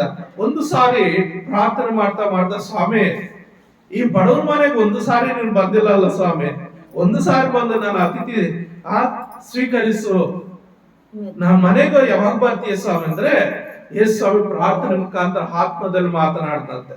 ಖಂಡಿತ ನಾನು ಬರ್ತೀನಿ, ನೀನ್ ಯಾವಾಗ ಹೇಳ್ತೀಯ ಸ್ವಾಮಿ ಅಂತಾದ್ರೆ, ನಾಳೆ ಬೇಡ ಸ್ವಾಮಿ, ನಾಳುದ್ದ ಬಂದ್ಬಿಡಿ ಸ್ವಾಮಿ, ಒಂದು ದಿವಸ ಬಿಟ್ಟು, ಯಾಕಂದ್ರೆ ನಾನೆಲ್ಲ ಸಿದ್ಧ ಮಾಡ್ಕೊಳ್ತೀನಿ ಅಂತ ಹೇಳಿ ಪ್ರಾರ್ಥನೆ ಮುಖಾಂತರ ಹೇಳುವಾಗ, ಸರಿ ಆಯ್ತು ನಾನು ಬರ್ತೀನಿ ಅಂತ ಹೇಳಿ ದೇವರು ವಾಗ್ದಾನ ಕೊಟ್ಟನಂತೆ. ಓ, ದೇವ್ರು ಬರ್ತಾನೆ, ನನ್ನ ಮನೇಲಿ ಊಟ ಮಾಡ್ತಾನೆ, ನಾನು ಏನಾದ್ರೂ ಮಾಡಿ ಒಳ್ಳೆ ಊಟ ಸಿದ್ಧ ಮಾಡ್ಕೋಬೇಕು ಅಂತ ಹೇಳಿ ಆ ಯಜಮಾನ ಹೋಗಿ ತನಗೆ ಏನಿದೆಯೋ ಅದರಲ್ಲೇ ಎಲ್ಲ ತಗೊಂಡು ಬಂದು ಒಂದು ಚಿಕನ್ ತಂದು ಒಂದು ಒಳ್ಳೆ ಅಡಿಗೆ ಮಾಡಿ ಒಂದು ಸ್ವೀಟ್ ಮಾಡಿ ತನಗೆ ತೋಚಿದ ರೀತಿಯಲ್ಲಿ ಒಳ್ಳೆ ಉತ್ತಮವಾದ ಅಡಿಗೆ, ತನ್ನ ಕೈಲಾದಷ್ಟು ಉತ್ತಮವಾದ ಅಡಿಗೆನ ಮಾಡಿಟ್ಕೊಂಡು ಸ್ವಾಮಿ ಇವತ್ತು ಬರ್ತಾನೆ, ನನ್ನ ಮನೇಲಿ ಊಟ ಮಾಡ್ತಾನೆ, ನನ್ನ ಜೊತೆಲಿ ಊಟ ಮಾಡ್ತಾನೆ ಅಂತೇಳಿ ಎಷ್ಟೋ ಖುಷಿ ಖುಷಿಯಾಗಿ ಇದ್ಕೊಂಡು ಕಾಯ್ತಾ ಇದ್ದಾನೆ. ಬೆಳಗ್ಗೆನ ರೆಡಿ ಮಾಡ್ಕೊಂಡ್ಬಿಟ್ಟಿದ್ದಾನೆ, ಕಾಯ್ತಾ ಇದ್ದಾನೆ. ಒಂದು ಸುಮಾರು 10 ಗಂಟೆ ಟೈಮಿಗೆ ಯಾರೋ ಒಬ್ಬ ಮುದುಕಪ್ಪ, ತುಂಬಾ ವಯಸ್ಸಾದಂತವ್ರು, ನಡುಗ್ತಾ ಆ ದಾರಿಯಲ್ಲಿ ಬಂದು, ಸ್ವಾಮಿ ಅಪ್ಪ ಏನಾದ್ರು ಸ್ವಲ್ಪ ಊಟ ಕೊಡಪ್ಪ, ಹೊಟ್ಟೆ ಹಸಿರ್ತಾ ಇದ್ದಪ್ಪ, 3 ದಿವಸ ಆಗಿದಪ್ಪ ಊಟ ಮಾಡಿ, ಏನಾದ್ರೂ ಸ್ವಲ್ಪ ಊಟ ಕೊಡಪ್ಪ ಅಂದ್ರೆ, ಈ ವ್ಯಕ್ತಿ ಯೇಸು ಸ್ವಾಮಿ ನಮ್ಮ ಮನೆಗೆ ಬರ್ತಾನೆ ಅಂತೇಳಿ ಯೇಸು ಸ್ವಾಮಿಗೆ ಆಹಾರ ಸಿದ್ಧ ಮಾಡಿಟ್ಕೊಂಡಿದ್ದಾನೆ. ಒಳ್ಳೆ ಚಿಕನ್ ತಂದು ಒಳ್ಳೆ ಉತ್ತಮವಾದ ಆಹಾರ ಮಾಡ್ಕೊಂಡಿದ್ದಾನೆ, ಎಕ್ಸ್ಟ್ರಾ ಏನಿಲ್ಲ ಅವನ ಹತ್ರ. ಸರಿ, ಏನ್ ಮಾಡೋದು? ಪಾಪ ವಯಸ್ಸಾಗಿದೆ, ಊಟ ಕೇಳ್ತಾ ಇದ್ದಾನೆ, ಇನ್ನೇನು ಕೇಳಿಲ್ವೇ, ಹೆಂಗಪ್ಪ? ಅಪ್ಪ ಯಾರೋ ಒಬ್ಬ ಅತಿಥಿನ ನಾನು ಕರೆದಿದ್ದೀನಿ, ಇವತ್ತು ಅತಿಥಿಗೋಸ್ಕರ ನಾನು ಊಟ ಸಿದ್ಧ ಮಾಡಿದ್ದೀನಿ, ಅವ್ರೇನು ಇನ್ನೂ ಬಂದಿಲ್ಲ. ಆಯ್ತು, ಆ ಇರೋದ್ರಲ್ಲೇ ಸ್ವಲ್ಪ ನೀನ್ ಕೊಡ್ತೀನಿ ಬಾಪ ಅಂತೇಳಿ ಆ ಇರೋದ್ರಲ್ಲಿ ಏನ್ ಮಾಡಿದನೋ ಅದರಲ್ಲೇ ಒಂದು ಸ್ವಲ್ಪ ಆತನಿಗೆ ಕೊಟ್ಟು ಉಪಚರಿಸಿ ಕಳಿಸ್ಬಿಡ್ತಾನೆ. ದೇವ್ರು ನಿನ್ನ ಆಶೀರ್ವಾದ ಮಾಡ್ಲಪ್ಪ ಅಂತ ಆತನ ಹೋಗ್ಬಿಡ್ತಾನೆ. ಸರಿ, ಹಾಗೇ ಇದ್ದಾನೆ, ಹಾಗೇ ಕಾಯ್ತಾ ಇದ್ದಾನೆ. ಮಧ್ಯಾಹ್ನ ಆಗೋಯ್ತು. ಮಧ್ಯಾಹ್ನ ನೋಡಿದ್ರು ಬರ್ತಾ ಇಲ್ಲ ಈ ವ್ಯಕ್ತಿ. ಸ್ವಾಮಿ ಬರ್ತೀನಿ ಅಂತ ಹೇಳಿದೆ, ಯಾಕೆ ಬರ್ಲಿಲ್ಲ ಅಂತ ಕಾಯ್ತಾ ಇದ್ದಾನೆ. ನನ್ನ ಸಹೋದರರೇ, ಆ ಸಮಯದಲ್ಲಿ ಮಧ್ಯಾಹ್ನ ಒಬ್ಬ ವ್ಯಕ್ತಿ ಬರ್ತಾ ಇದ್ದಾರೆ, ವಯಸ್ಸಾದಂತ ಮುದುಕಿ. ಪಾಪ ಒಂದು ಮೊಮ್ಮಗುನ ಕರ್ಕೊಂಡು ಬರ್ತಾ ಇದೆ. ಸ್ವಾಮಿ ಅಪ್ಪ, ಈ ಮಗುಗೆ 2-3 ದಿವಸದಿಂದ ಊಟ ಇಲ್ಲಪ್ಪ, ಮಗು ಅಳ್ತಾ ಇದಪ್ಪ, ಆ ಮಗುಗೆ ತಂದೆ ತಾಯಿ ಇಲ್ಲಪ್ಪ, ನನ್ನ ಕೈಲಿ ದುಡಿಯಕ್ ಆಗ್ತಾ ಇಲ್ಲಪ್ಪ, ಈ ಬೀದೆಲ್ಲ ಹುಡ್ಕೊಂಡ್ ಬಂದಪ್ಪ, ಎಲ್ಲಿ ಭಿಕ್ಷೆ ಸಿಗ್ಲಿಲ್ಲಪ್ಪ, ಏನಾದ್ರೂ ಸ್ವಲ್ಪ ಊಟ ಕೊಡಪ್ಪ ಈ ಮಗುಗೆ. ಸ್ವಾಮಿಗೆ ಸಿದ್ಧ ಮಾಡಿಟ್ಕೊಂಡಿದ್ದೀನಿ ಆಹಾರ, ಅದರಲ್ಲಿ ಒಬ್ಬ ವ್ಯಕ್ತಿಗೆ ಸ್ವಲ್ಪ ಕೊಟ್ಟಿದ್ದೀನಿ, ಇನ್ನು ಸ್ವಲ್ಪ ಇದೆ, ನಾವಿಬ್ರು ಕುತ್ಕೊಂಡು ತಿನ್ಬೇಕು. ಸ್ವಾಮಿ ನೋಡಿದ್ರೆ ಬರ್ತಾ ಇಲ್ಲ, ಹಿಂಗೆ ಈ ಮಗುನ ಅಳ್ತಾ ಇದೆ, ಮಗುನ ವಾಪಸ್ ಕಳ್ಸೋದು ಅಂತೇಳಿ ಅವ್ರನ್ನೂ ಕರೆದು ಅವ್ರಿಗೂ ಸ್ವಲ್ಪ ಊಟ ಕೊಟ್ಟು ದೇವ್ರು ನಿಮ್ಮನ್ನ ಆಶ್ರಯಿಸ್ಲಿ ಅಂತ ಕಳ್ಸಿಬಿಡ್ತಾನೆ. ಸರಿ, ಹಾಗೆ ಸಾಯಂಕಾಲ ಆಯ್ತು, ಸ್ವಾಮಿ ಬರ್ತಾ ಇಲ್ಲ, ಪ್ರಾರ್ಥನೆ ಮಾಡ್ತಾ ಇದ್ದಾನೆ, ಉತ್ತರ ಇಲ್ಲ. ಯಾಕಪ್ಪ ಹಿಂಗಾಗೋಯ್ತು ಅಂತೇಳಿ ನೋಡುವಾಗ ಸಾಯಂಕಾಲ ಒಬ್ಬ ಸ್ವಾಮಿ ಬರ್ತಾ ಇದ್ದಾನೆ. ಸ್ವಾಮಿ ಬಂದು ಅಲ್ಲಾಹು ಅಕ್ಬರ್, ಅಪ್ಪ ಸ್ವಲ್ಪ ಧರ್ಮ ಮಾಡು. ಏನ್ ಧರ್ಮ ಮಾಡೋದು? ನನ್ನ ಹತ್ರ ಏನಿಲ್ಲಪ್ಪ, ನನ್ನ ಸ್ವಾಮಿ ಬರ್ತಾರಂತ ಊಟ ಸಿದ್ಧ ಮಾಡಿದ್ದೆ, ನನ್ನ ಸ್ವಾಮಿ ಬೆಳಗ್ಗೆಯಿಂದ ಕಾಯ್ತಾ ಇದ್ದೀನಿ, ಬರ್ಲೇ ಇಲ್ಲ. ಯಾರೋ ಇಬ್ರು ಬಂದ್ರೆ ಅವ್ರು ಸ್ವಲ್ಪ ಕೊಟ್ಟೆ, ನನ್ನ ಸ್ವಾಮಿ ಜೊತೆಲಿ ತಿನ್ಬೇಕು ಅಂತ ನಾನು ಪ್ರಯತ್ನ ಮಾಡಿದೆ, ಇರೋದಿಬ್ರು ಕೊಟ್ಟು ಬಿಟ್ಟಿದ್ದೀನಿ, ನನ್ನ ಸ್ವಾಮಿಗೆ ಮಾತ್ರ ಸ್ವಲ್ಪ ಇದೆ, ನನಗ್ ಕೂಡ ಇಲ್ಲ ಅನ್ನೋ ಆಲೋಚನೆಯಲ್ಲಿ ಆತನು ಏನು ಹೇಳಕ್ ಆಗ್ತಾ ಇಲ್ಲ. ಆ ಸ್ವಾಮಿ ಕೇಳ್ತಾ ಇದ್ದಾನೆ. ಪ್ರಿಯ ನನ್ನ ಸಹೋದರರೇ, ಆ ಸಮಯದಲ್ಲಿ ಹೆಂಗೂ ನನ್ನ ಸ್ವಾಮಿ ಇಷ್ಟು ಹೊತ್ತಾಯ್ತು, ರಾತ್ರಿ 8-9 ಗಂಟೆ ಆಗ್ತಾ ಇದೆ, ನನ್ನ ಸ್ವಾಮಿ ಬರಲ್ಲ ಬಿಡು, ಅಷ್ಟೇ ಬಿಡು, ನನ್ನ ಸ್ವಾಮಿ ನನಗೆ ಕೈ ಕೊಟ್ಟ ಅಂತ ಹೇಳಿ, ಹೋಗ್ಲಪ್ಪ ನೀನಾದ್ರೂ ತಿಂದು ಬಾ, ಬೆಳ್ಳಿಗ್ಗೆ ರೆಡಿ ಮಾಡಿರೋದು ಅಂತೇಳಿ ಆ ಊಟ ಆ ಸ್ವಾಮಿ ಕೊಟ್ಟು ಕಳಿಸ್ಬಿಟ್ಟ. ಆ ಸ್ವಾಮಿ ತಿಂದ್ಬಿಟ್ಟು ಹೋಗ್ಬಿಟ್ಟ. ಸರಿ, ಬೆಳಗ್ಗೆ ಮಾಮೂಲಿಯಾಗಿ ಎದ್ದು ಮೊಣಕಾಲೂರಿ ಪ್ರಾರ್ಥನೆ ಮಾಡ್ತಾ ಇದ್ದಾನೆ. ಯಾಕೆ ಸ್ವಾಮಿ ನಾನು ಪ್ರಾರ್ಥನೆ ಕೇಳಲಿಲ್ವಪ್ಪ, ಯಾವಾಗ್ಲೂ ಮಾತಾಡ್ತಾ ಇದ್ದಲ್ಲಪ್ಪ, ಯಾಕಪ್ಪ ಬಂದಿಲ್ಲ? ನೆನ್ನೆ ಎಷ್ಟೋ ಕಷ್ಟಪಟ್ಟು ಒಳ್ಳೆ ಚಿಕನ್ ತಂದು ಒಳ್ಳೆ ರುಚಿಯಾದ ಅಡ್ಗೆ ಮಾಡಿಟ್ಕೊಂಡಿದ್ನಲ್ಲಪ್ಪ, ಯಾಕೆ ಸ್ವಾಮಿ ನೀನ್ ಬಂದಿಲ್ಲ? ಅಂದ್ರೆ, ಮಗನೇ ಬಂದಿದ್ನಲ್ವ, ನಾನು ಒಳ್ಳೆ ಅಡಿಗೆ ಸಿದ್ಧ ಮಾಡಿ ಕೊಟ್ಟಲ್ಲ. ಯಾವಾಗ ಬಂದಿದ್ದೆ ಸ್ವಾಮಿ? ಬೆಳಗ್ಗೆ ಟಿಫನ್ಗೂ ಬಂದಿದ್ದೆ, ಮಧ್ಯಾಹ್ನ ಊಟಕ್ಕೂ ಬಂದಿದ್ದೆ, ಸಾಯಂಕಾಲ ಊಟಕ್ಕೂ ಬಂದಿದ್ದೆ, 3 ಟೈಮು ನನಗೆ ಒಳ್ಳೆ ಊಟ ಕೊಟ್ಟಲ್ಲ. ಅಂದ್ರೆ ಏನ್ ಅನಿಸೋದು? ಇಲ್ಲಿ ಏನ್ ಹೇಳ್ತಾ ಇದೆ? 40ನೇ ವಚನ 25-40. ಈ ನನ್ನ ಸಹೋದರರಲ್ಲಿ ಕೇವಲ ಅಲ್ಪನಾದವನೊಬ್ಬನಿಗೆ ಏನೇನು ಮಾಡಿದರೋ ಅದನ್ನು ನನಗೂ ಮಾಡಿದ ಹಾಗಾಯಿತು. ನಿನ್ನ ಮನೆ ಹತ್ರ ಒಬ್ಬ ಭಿಕ್ಷುಗಾರನು ಬರಲಿ, ಅದು ಸಾಬಿ ಆಗ್ಲಿ, ಸಾಧು ಆಗ್ಲಿ, ಸಂತರ ಆಗ್ಲಿ, ಯಾರೇ ಆಗಲಿ, ನಿನ್ನ ಅಂಗಲಾಚಿ ಬರುವಾಗ ಅವ್ರ ಮುಂದಕ್ಕೆ ಹೋಗುವಂತ ನಿನ್ನ ಬಾಯಲ್ಲಿ ಬರಬಾರ್ದು. ನೀನ್ ದೇವ್ರ ಮಗನಾಗಿ ದೇವ್ರ ಮಗಳಾಗಿದ್ರೆ ದೇವ್ರು ಯಾವ ರೂಪದಲ್ಲಾದ್ರೂ ಬರ್ತಾನೆ. Hallelujah, hallelujah. ಯಾವ ರೂಪದಲ್ಲಾದ್ರೂ ಯಾವೊಬ್ಬನ ಹೊಟ್ಟೆಸ್ಕೊಂಡು ನಿನ್ ಮನೆ ಹತ್ರ ಕಳಿಸುವಾಗ ನೀನು ಉಪವಾಸವನ್ನು ಕಳಿಸಬಾರ್ದು. ಈ ಕೇವಲ ಅಲ್ಪನಾದವನೊಬ್ಬನಿಗೆ ನೀನ್ ಏನೇನ್ ಮಾಡಿದೀಯೋ ಅದು ನನಗೆ ಮಾಡ್ದಾಗೆ. ಸ್ವಾಮಿ, ಯಾವಾಗ ನೀನು ಅಷ್ಟು ಹೊಟ್ಟೆಸ್ತಿದ್ದೆ, ಯಾವಾಗ ನನ್ ಕರ್ತೀನಿ ಊಟ ಕೊಟ್ಟೆ ಅಂತ ಕೇಳುವಾಗ ನೋಡ್ರಿ, ಯೆಶಾಯನ ಗ್ರಂಥದಲ್ಲಿ ನಾವು ನೋಡುವಾಗ, ಯೆಶಾಯನ ಗ್ರಂಥದಲ್ಲಿ 58ನೇ ಅಧ್ಯಾಯ 6ನೇ ವಚನದಲ್ಲಿ ಏನ್ ಹೇಳ್ತದೆ? ಯೆಶಾಯ 58:6. ನೋಡಿರಿ, ಕೇಳಿನ ಬಂಧಗಳನ್ನು ಬಿಚ್ಚುವುದು, ನೊಗದ ಕಣ್ಣಿಗಳನ್ನು ಕಳಚುವುದು, ಜಜ್ಜಿ ಹೋದವರನ್ನು ಬಿಡುಗಡೆ ಮಾಡುವುದು, ನೊಗಗಳನ್ನೆಲ್ಲ ಮುರಿಯುವುದು, ಹಸಿದವರಿಗೆ ಅನ್ನವನ್ನು ಹಂಚುವುದು, ಅಲೆಯುತ್ತಿರುವ ಬಡವರನ್ನು ಮನೆಗೆ ಬರಮಾಡಿಕೊಳ್ಳುವುದು, ಬೆತ್ತಲೆಯವರನ್ನು ಕಂಡಾಗೆಲ್ಲ ಅವರಿಗೆ ಒದಿಸುವುದು. ನಿನ್ನಂತೆ ನರನಾಗಿರುವ ಯಾವನಿಗೆ ಆಗಲಿ ಮುಖ ತಪ್ಪಿಸಿಕೊಳ್ಳದಿರುವುದು. ಹಲ್ಲೆಲೂಯಾ. ಪ್ರಿಯ ನನ್ನ ಸಹೋದರರೇ, ಹಸಿದವನಿಗೆ ಅನ್ನ ಕೊಟ್ರೆ ಅದು ದೇವ್ರಿಗೆ ಕೊಟ್ಟಂಗೆ. ಹಸಿದವರಿಗೆ ಅನ್ನ ಕೊಟ್ರೆ ಅದು ದೇವ್ರಿಗೆ ಕೊಟ್ಟಂಗೆ. ಅಪ್ಪ, ನನ್ ದಾಹ ಆಗ್ತಾ ಇದೆ, ಸ್ವಲ್ಪ ನೀರ್ ಕೊಡ್ತಾ ಇದ್ರೆ ನೀರ್ ಕೊಟ್ರೆ ಅದು ದೇವ್ರಿಗೆ ಕೊಟ್ಟಂಗೆ. ಬಟ್ಟೆ ಇಲ್ಲದೆ ಯಾವನೋ ನಿನ್ನ ಮುಂದೆ ಓಡಾಡ್ತಾ ಇರ್ತಾನೆ, ಅವ್ರಿಗೊಂದು ಚೂರು ಬಟ್ಟೆ ಕೊಟ್ರೆ ಅದು ದೇವರಿಗೆ ಕೊಟ್ಟಂಗೆ. ಒಬ್ಬರಿಗೆ ರೋಗಿ ಆಗಿರ್ತಾನೆ, ಯಾರೋ ನಿನ್ನ ಅಕ್ಕಪಕ್ಕದವರು ನಿನ್ ಶತ್ರು ಆಗ್ಲಿ ಬಿಡು, ಅವನು ರೋಗದಲ್ಲಿ ಬಿದ್ದಿರುವಾಗ ಹೋಗಿ ಅವನು ಮಾತಾಡಿಸಿ ಅವನಿಗೊಂಚೂರು ನೀರನೋ ಒಂದು ಟ್ಯಾಬ್ಲೆಟೋ ಏನೋ ಒಂದು ಸತ್ಕಾರ ಮಾಡಿದ್ರೆ ಅದು ದೇವರಿಗೆ ಮಾಡ್ದಂಗೆ. ಹಲ್ಲೆಲೂಯಾ. ಪ್ರಿಯ ನನ್ನ ಸಹೋದರರೇ, ಯಾರು ದೇವರ ಹೆಸರಲ್ಲಿ ಒಬ್ಬ ರೋಗಿಯನ್ನು ಸಂತೈಸ್ತಾನೋ, ಆಧರಿಸ್ತಾನೋ ಅದು ದೇವರಿಗೆ ಮಾಡ್ದಂಗೆ. ಅನೇಕರು ತಪ್ಪು ಮಾಡಿ ಯಾವುದೋ ಒಂದು ಕಾರಣಕ್ಕೆ ಹೋಗಿ ಜೈಲಲ್ಲಿ ಇರ್ತಾರೆ. ಜೈಲಲ್ಲಿ ಹೋಗಿ ಮಾತಾಡಿಸ್ಕೊಂಡು ಪ್ರೀತಿಯಿಂದ ಒಂದು ದೇವರ ಮಾತುಗಳು ಹೇಳಿ, ಒಂದು ಆದರಣೆ ಮಾತುಗಳು ಹೇಳಿ, ಒಂದು ಸಾಧುವಾದ ಒಂದು ಪ್ರಾರ್ಥನೆ ಮಾಡಿ ಬಂದ್ರೆ ಒಬ್ಬನ ಆಧರಿಸುವಾಗ ಅದು ದೇವರನ್ನ ಸಮಾಧಾನ ಪಡಿಸೋ ರೀತಿಯಲ್ಲಿ, ದೇವರ ಹೆಸರಲ್ಲಿ ನೀವು ಯಾರ್ಯಾರಿಗೆ ಏನೇನ್ ಮಾಡ್ತೀರೋ ಅದೆಲ್ಲ ದೇವ್ರಿಗೆ ಮಾಡ್ದಂಗೆ. ಪ್ರಿಯ ನನ್ನ ಸಹೋದರರೇ, ಇಲ್ಲಿ ಏನ್ ಹೇಳ್ತಾ ಇದ್ದಾನೆ? ಹಸಿದವನಿಗೆ ಅನ್ನವಿಕ್ಕಿ ಬೆತ್ತಲೆ ಇರುವವನಿಗೆ ಬದುಕೆಯನ್ನು ಒದಗಿಸಿದರೆ ಅದು ದೇವರಿಗೆ ಮಾಡಿದಾಗೆ. ನಾನು ಚಿಕ್ಕ ವಯಸ್ಸಲ್ಲಿ, ಅಂದ್ರೆ ಚಿಕ್ಕ ವಯಸ್ಸೇನೆಲ್ಲ ಮದುವೆ ಆಗಿ ವ್ಯಾಪಾರ ಮಾಡ್ತಾ ಇದ್ದೆ, ತರಕಾರಿ ವ್ಯಾಪಾರ. ಬೆಳಗ್ಗೆ ತರಕಾರಿ ಹಾಕಿ ಹೋಗ್ಬಿಡ್ತಾ ಇದ್ದೆ, ಮಧ್ಯಾಹ್ನ ಮೇಲೆ ಒಂದು 4 ಗಂಟೆ ಮೇಲೆ ಕಲೆಕ್ಷನ್ ಹೋಗ್ತಾ ಇದೆ ಹೋಟೆಲ್ಗಳಿಗೆ. ಕಲೆಕ್ಷನ್ ಹೋಗುವಂತ ಸಂದರ್ಭದಲ್ಲಿ ಒಂದು ಅಂಗಡಿ ಹತ್ರ ಒಂದು ಡೌನ್ ಇದೆ. ಆ ಡೌನ್ ಅಲ್ಲಿ ಒಬ್ಬ ಮೈ ಮೇಲೆ ಬಟ್ಟೆ ಇದ್ದಾನೆ. ಅವನು ಯಾರ ಹತ್ರ ಆದ್ರೂ ಬಟ್ಟೆ ಇಸ್ಕೊಳ್ಳೋಣ ಅಂತ ಆ ಒಂದು ಹಳ್ಳದಿಂದ ಮೇಲೆ ಕತ್ತಕ್ ಹೋಗ್ತಾನೆ. ಆ ಆಪೋಸಿಟ್ ಒಬ್ಬ ಅಂಗಡಿ ಹಾಕೊಂಡಿದ್ದಾನೆ. ಅವನು ಯಾರೆಲ್ಲ ಕ್ರೈಸ್ತನೇ, ಯೇಸು ನಂಬಿರೋಂಥವ್ರು ಚರ್ಚ್ಗೆ ಹೋಗೋಂಥವನೇ. ಅವನೇನ್ ಮಾಡ್ತಾನೆ, ಅವ್ನು ಬೆತ್ತಲೆ ಆಗಿದ್ದಾನೆ, ಈ ಬೀದಿ ಎಲ್ಲ ಓಡಾಡ್ಬಿಡ್ತಾನೆ, ಅವ್ರ ರೂಪ ಎಲ್ಲ ಜನರು ನೋಡ್ತಾರೆ ಅಂತೇಳಿ ಅವ್ನು ಬರಕ್ಕೆ ಅವ್ನು ನೀರು ಚೆಲ್ಲಕ್ಕೆ, ಅವನ್ ಮೇಲಕ್ಕೆ ಬರಕ್ ಹೋಗ್ತಾನೆ, ಅವ್ನು ನೀರು ಚೆಲ್ತಾನೆ. ಈ ರೀತಿ ಬೆಳಗಿಂದ ಸಾಯಂಕಾಲ 4 ಗಂಟೆ ಆಗಿದೆ. ಪಾಪ ಅವನ್ ಊಟ ಇಲ್ಲ, ಏನೂ ಇಲ್ಲ. ಅವನಿಗೆ ನಮ್ಮ ಹಾಗೆ ಜ್ಞಾನ ಇದೆ, ಯಾವುದೋ ಕಾರಣದಿಂದ ಅವನ ಮೈ ಮೇಲೆ ಬಟ್ಟೆ ಇಲ್ಲ.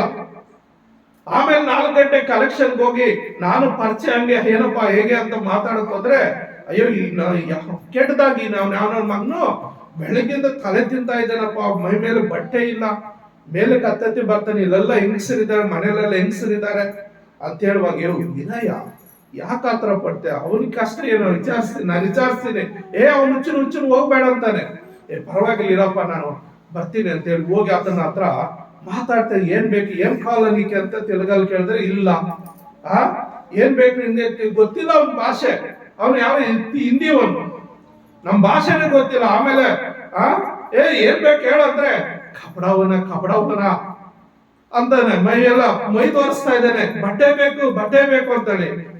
ಎಂತ ಮನುಷ್ಯ, ಆತನ ಬಟ್ಟೆ ಬೇಕಂತ ಮೈ ಮೇಲೆ ಬಟ್ಟೆ ಇಲ್ಲ, ಯಾರಾದ್ರೂ ಒಂದು ಬನಿನೋ ನಿಕ್ಕಾರ್ ಕೊಟ್ಟಿದ್ರೆ ಆಗ್ತಾ ಇಲ್ಲ, ಇರಿ ಹೋಗ್ಲ ಅದನ್ನೇನ್ ಮಾಡ್ಬೇಡ, ನಾನು ಮನೆಗೆ ಹೋಗಿ ಇಟ್ಕೊಂಡ್ ಬರ್ತೀನಿ ಅಂತ ನಾನು ಹೇಳ್ದೆ. ಇಲ್ಲ ನನ್ನ ಹತ್ರ ಇದೆ, ನೀನ್ ಬರೋ ತನಕ ಲೇಟ್ ಆಗುತ್ತೆ, ನನ್ನ ಹತ್ರ ಇದೆ ಅಂತ ಹೇಳಿ ಓಡೋಗಿ ಒಂದು ಪ್ಯಾಂಟ್ ಶರ್ಟ್ ಎತ್ಕೊಂಡ್ ಬಂದ್ಕೊಟ್ಟ. ಆಮೇಲೆ ಅವ್ನು ಹಾಕೊಂಡು ಮೇಲಿಗೆ ಬಂದೆ, ಕ್ಯಾವನ ಅಂದ್ರೆ ಹೊಟ್ಟೆ ತೋರಿಸ್ತಾ ಇದ್ದಾನೆ. ಅವಾಗ ನಾನು ಯಾವಾಗ ಹೋಟ್ಲಲ್ಲಿ ತರಕಾರಿ ಹಾಕ್ತಾ ಇದ್ದ, ಇದು ಬೆಳ್ಳುಳ್ಳಿ ಶೆಟ್ಟಿ ಮಿಲ್ಟ್ರಿ ಹೋಟೆಲ್ ಇತ್ತು, ಆ ಲೈನಲ್ಲಿ ಹೋಗೋಗ ಒಂದು ಪುಷ್ಕ ಕೊಡಮ್ಮ ಅವನ್ಗೆ ಅಂತ ಹೇಳಿದೆ. ಅವ್ನು ಪುಷ್ಕ ಕೊಟ್ಟ. ನನ್ ಬಿರಿಯಾನಿ ಕೊಡಕ್ ಆಗಲ್ವಲ್ಲ, ಇರೋದು ಪುಷ್ಕ ಕೊಟ್ರು ಅವರು. ಅವಾಗ ಕಳಿಸಿ ಅವ್ನು ಊಟ ಮಾಡಿ ಕೈ ಮುಗಿದು ಹೋಗ್ತಾ ಇದ್ದಾನೆ. ಅಲ್ಲೇಲುಯ್ಯ. ಪ್ರಿಯ ನನ್ನ ಸಹೋದರರೇ, ಹಾಗೆ ಊಟ ಇಲ್ದವ್ನ್ ಊಟ ಕೊಟ್ಟು, ಬಟ್ಟೆ ಇಲ್ದವ್ನ್ ಬಟ್ಟೆ ಕೊಟ್ರೆ ದೇವ್ರು ಧಾರಾಳವಾಗಿ ಕೊಡ್ತಾನ್ರಿ, ಧಾರಾಳವಾಗಿ ಕೊಡ್ತಾನೆ. ಅವಾಗ ನಾನು ಕೂಡ ಒಳ್ಳೆ ಬಟ್ಟೆ ವರ್ಷಕ್ಕೊಂದ್ಸಾರಿ ತಗೊಂಡ್ರೆ ಹೆಚ್ಚು, ಇಲ್ಲಾಂದ್ರೆ ಇನ್ನ ಕೆಲ್ಸದ ಏನು ಸಣ್ಣ ಪುಟ್ಟ ಸೆಕೆಂಡ್ಸ್ ಅವೇ ತಗೊಂಡು ಹಾಕೊಂತ ಸ್ಥಿತಿ ಇತ್ತು ನನಗೆ, ಒಂದು ಬಡತನ. ಆಮೇಲೆ ಪ್ರಿಯರೇ, ಯಾವಾಗ ನಾನು ಇನ್ನೊಬ್ರಿಗೆ ಸಹಾಯ ಮಾಡಕ್ಕೆ ಕೈ ನೀಡಿದನೋ ಅವಾಗ ದೇವ್ರ ಏನ್ ಮಾಡ್ತಾನೆ, ನಾನು ಧಾರಾಳವಾಗಿ ಊಟನೂ ಕೊಟ್ಟಿದ್ದಾನೆ, ಧಾರಾಳವಾಗಿ ಬಟ್ಟೆನೂ ಕೊಟ್ಟಿದ್ದಾನೆ. ರೀಸೆಂಟ್ ಆಗಿ ಒಂದು 20 ಜೊತೆ ಬೇರೆಯವ್ರಿಗೆ ಕೊಟ್ಬಿಟ್ಟೆ. ಸ್ವಲ್ಪ ದಪ್ಪ ಆಗಿದ್ದೀನಿ, ಟೈಟ್ ಆಗ್ತದೆ ಅಂತ ಹೇಳಿ 20 ಜೊತೆ ಬೇರೆ ಐರನ್ ಮಾಡಿದ ಹಂಗಂಗೆ ಬೀರೊಳಗೆ ಹಂಗೆ ತೆಗೆದು ಗಂಟು ಕಟ್ಟಿ ಕೊಟ್ಬಿಟ್ಟೆ. ಇನ್ನೂ ಐತೆ, ಇನ್ನು ಇವತ್ತು ಹಾಕೊಂಡಿದ್ದೀನ, ಪರೀಕ್ಷೆ ಮಾಡ್ಬೇಕಾದ್ರೆ 2 ತಿಂಗಳು 3 ತಿಂಗಳು ಹಾಕಲ್ಲ ಈ ಬಟ್ಟೆ. ಅಷ್ಟು ಬಟ್ಟೆ ದೇವ್ರು, ಅಂದ್ರೆ ದೇವ್ರ ಹೆಸರಲ್ಲಿ ನಾವು ಯಾರಿಗೆ ಏನೇನ್ ಮಾಡ್ತೀವೋ ದೇವ್ರು ಅಷ್ಟು ಕೊಡ್ತಾ ಇರ್ತಾನೆ ನಮ್ಗೆ. ನಾವ್ ಕೊಡ್ಬೇಕ್ರಿ. ಬಾವಿ ನೀರು ಸೇರ್ತಾ ಇರಿ, ಎಷ್ಟರಾಗಿ ಸೇರ್ತಾ ಇರಿ ಬರ್ತಾನೆ ಇರ್ತದೆ. ಸೇರ್ದಿರ 1 ತಿಂಗಳಾಗ್ಲೇ 1 ವರ್ಷ ಹಂಗೆ ಬಿಡ್ರಿ, ಅದೇನ ನಮ್ ಮೇಲ್ ಬರ್ತದ, ಅಲ್ಲೇ ಇರ್ತದೆ. ಆದ್ರೆ ನೀವು ಎಳಿತಾ ಇರಿ ಮೋಟ್ರಲ್ಲಿ, ಬೋರ್ವೆಲ್ ಅಲ್ಲಿ ನೀರು ಎಳಿತಾ ಇರಿ, ಬರ್ತಾನೆ ಇರ್ತದೆ. ಅದ್ ನಿಲ್ಸಿಬಿಡ್ರೆ ಬರೋದಿಲ್ಲ, ಅದು ಹಂಗೆ ಇರ್ತದೆ. ಇನ್ನು ಸಾಧ್ಯವಾದ್ರೆ ಏನಾಗಿರುತ್ತೆ, ವಾಸನೆ ಬರ್ತದೆ, ದುರ್ವಾಸನೆ ಬರ್ತದೆ. ನೀರು ಸ್ಟಾಕ್ ಆದ್ರೆ ಏನಾಗುತ್ತೆ, ವಾಸನೆ ಬರ್ತದೆ. ತೆಗಿತಾ ಇದ್ರೆ ಎಷ್ಟು ತೆಗೆದ್ರು ಬರ್ತದೆ. ಹಾಗೆ ದೇವರ ಹೆಸರಲ್ಲಿ ಯಾರು ತನ್ನ ಕೈಗಳನ್ನು ಚಾಚಿ ಬಡಬಗ್ಗರಿಗೆ ಸಹಾಯ ಮಾಡ್ತಾರೋ ಅವ್ರನ್ನ ದೇವ್ರು ಏನ್ ಮಾಡ್ತಾನೆ, ಆಶೀರ್ವಾದ ಮಾಡ್ತಾನೆ, ಅವ್ರನ್ನ ನೀತಿವಂತರಾಗಿ ಮಾಡ್ತಾನೆ. ಆ ನೀತಿವಂತರಾದಂತವ್ರನ್ನ ಏನ್ ಮಾಡ್ತಾನೆ, ತನ್ನ ರಾಜ್ಯದಲ್ಲಿ ಸೇರಿಸ್ಕೊಳ್ತಾನೆ. ಪ್ರಿಯರೇ, ತನ್ನ ರಾಜ್ಯದಲ್ಲಿ ತಾನಿರುವಂತ ಸ್ಥಳದಲ್ಲಿ ಸೇರಿಸ್ಕೊಳ್ತಾನೆ. ಅದಕ್ಕೆ ಆತನು, ಸ್ವಾಮಿ ಯಾವಾಗ ನೀನ್ ಊಟ ಕೊಟ್ವಿ, ಈ ಅಲ್ಪನಾದವನೊಬ್ಬನಿಗೆ ನೀನ್ ಊಟ ಕೊಟ್ರೆ ನನಗೆ ಕೊಟ್ಟಂಗೆ, ಈ ಅಲ್ಪನಾದ ಒಬ್ಬನಿಗೆ ನೀರ್ ಕೊಟ್ರೆ ನನಗೆ ಕೊಟ್ಟಂಗೆ, ಈ ಅಲ್ಪನಾದ ಒಬ್ಬನಿಗೆ ನೀನ್ ಬಟ್ಟೆ ಕೊಟ್ರೆ ಅದು ನನ್ಗೆ ಕೊಟ್ಟಂಗೆ. ಈ ಅಲ್ಪನಾದ ಒಬ್ಬನು ಯಾವನೋ ಒಬ್ಬನು ಒಂದು ರೋಗದಲ್ಲಿ ಬಿಟ್ಟಿದ್ದಾನೆ, ಅವನಿಗೆ ಸ್ವಲ್ಪ ಸಹಾಯ ಮಾಡೋದರಲ್ಲಿ, ಅವನ ಆದರ್ಶದಲ್ಲಿ, ಅವನಿಗೆ ಒಂದು ಏನೋ ಸ್ವಲ್ಪ ಆದರಣೆ ಮಾಡೋದರಲ್ಲಿ ನೀನ್ ಮಾಡಿದ್ರೆ ಅದು ನನ್ಗೆ ಮಾಡ್ದಂಗೆ.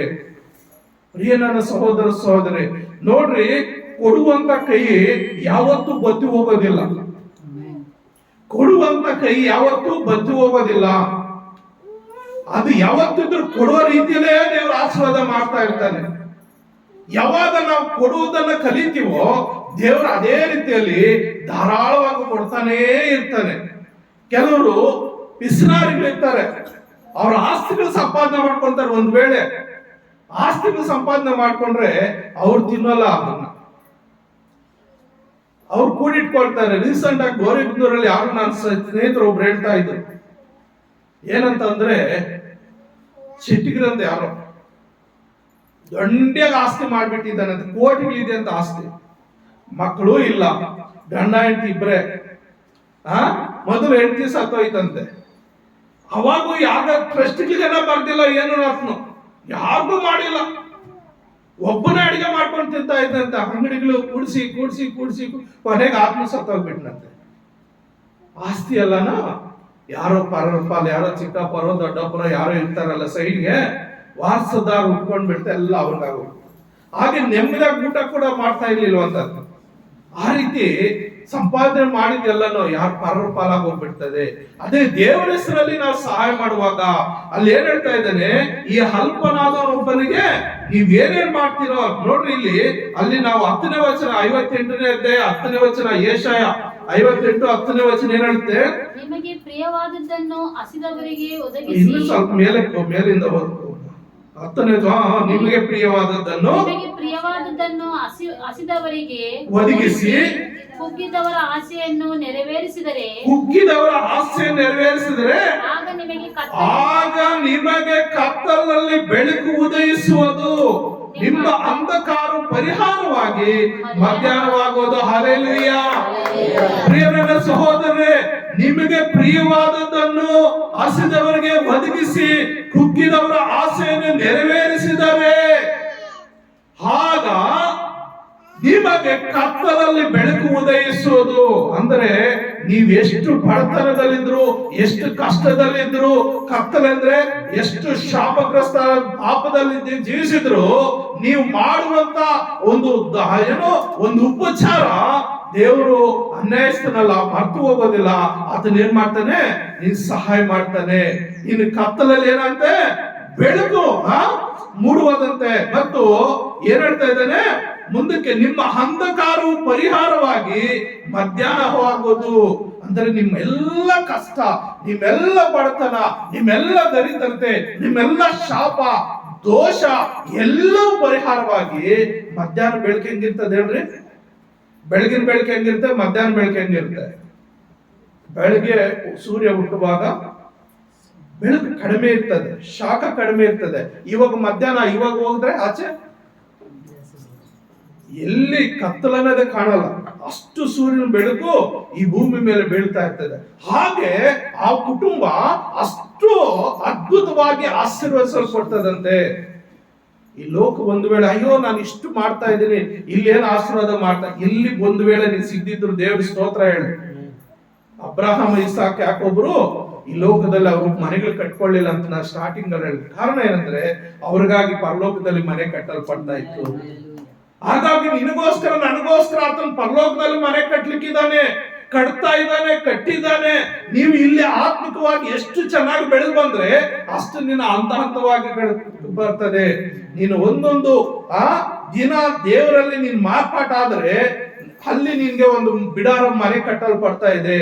ನೀನ್ ಎಷ್ಟು ಪರಿಶುದ್ಧನಾಗಿ ಇಲ್ಲಿ ಬೆಳಿತೀಯೋ, ಆತ್ಮಿಕವಾಗಿ ಬೆಳಿತೀಯೋ, ಅಷ್ಟ ಆ ಒಳ್ಳೆ ಮನೆ ನಿನ್ಗೆ ವಜ್ರ ವೈಡೂರುಗಳಿಂದ ಕಟ್ಟಿದ ಮನೆ, ಚೊಕ್ಕ ಸೋಸಿದ 24 ಕ್ಯಾರೆಟ್ ಉಳ್ಳಂತ ಚಿನ್ನದ ಬೀದಿಯಲ್ಲಿ ನೀನು ನಡೀತೀಯ. ಹಲ್ಲೆಲೂಯಾ. ನನ್ನ ಸಹೋದರ, ವಜ್ರ ವೈಡೂರುಗಳಿಂದ ನಿನ್ನ ಬಾಗಿಲ ನಿಲುವುಗಳು ಕಟ್ತಾರಂತೆ. ಅಂತ ಒಳ್ಳೆ ಸುಂದರ, ಯಾರು ಊಹಿಸಲಾದಂತ ಮನೆಯನ್ನ ಆತನ ಪರಲೋಕದಲ್ಲಿ ಸಿದ್ಧ ಮಾಡ್ತಾ ಇದ್ದಾನೆ ನಿನ್ಗೋಸ್ಕರ, ನನಗೋಸ್ಕರ.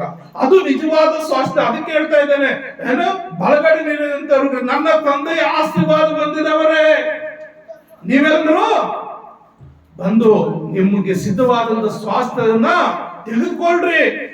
ಪ್ರಿಯ ನನ್ನ ಸಹೋದರ, ಈ ಲೋಕ ನಶ್ವರ. ಈ ಲೋಕದಲ್ಲಿ ಎಷ್ಟೇ ಆಸ್ತಿಗಳಿದ್ರು, ಐಶ್ವರ್ಯದ ಎಲ್ಲ ವೇಸ್ಟ್. ಆದ್ರೆ ಪರಲೋಕದಲ್ಲಿ ನಮಗೋಸ್ಕರ ಆತನು ಸಿದ್ಧ ಮಾಡ್ತಾ ಇದ್ದಾನೆ. ನಮ್ಮ ತಂದೆಯಾದ ದೇವರ ಬಳಿಯಲ್ಲಿ ಯೇಸು ಕ್ರಿಸ್ತನು ನಿನಗೋಸ್ಕರ ನನಗೋಸ್ಕರ ಯಾರು ನೀತಿವಂತರಾಗಿದ್ದರೋ, ಯಾರು ಆತನ ವಾಗ್ದಾನವನ್ನು ಕೈಕೊಂಡು ನಡೀತಾರೋ ಅವ್ರಿಗೆ ದೇವರು ಆತನ ಏನ್ ಮಾಡಿದ್ದಾನೆ, ಪರಲೋಕದಲ್ಲಿ ಸಿದ್ಧ ಮಾಡ್ತಾ ಇದ್ದಾನೆ.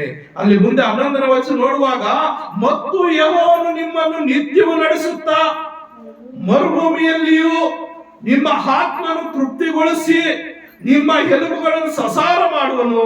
ನೀವು ತಂಪಾದ ತೋಟಕ್ಕೂ ನೀರಿಗೆ ಮೋಸವಿಲ್ಲದ ಬುಗ್ಗೆಗೂ ಸಮಾನವಾಗಿರುವಿರಿ. ನೀರಿಲ್ಲದ ಏನು ಇಲ್ಲಿ ಏನ್ ಹೇಳ್ತಾ ಇದೆ, ನೀರಿಗೆ ಮೋಸವಿಲ್ಲದ ಬುಗ್ಗೆಗೂ ಸಮಾನವಾಗಿದ್ದೀರಿ.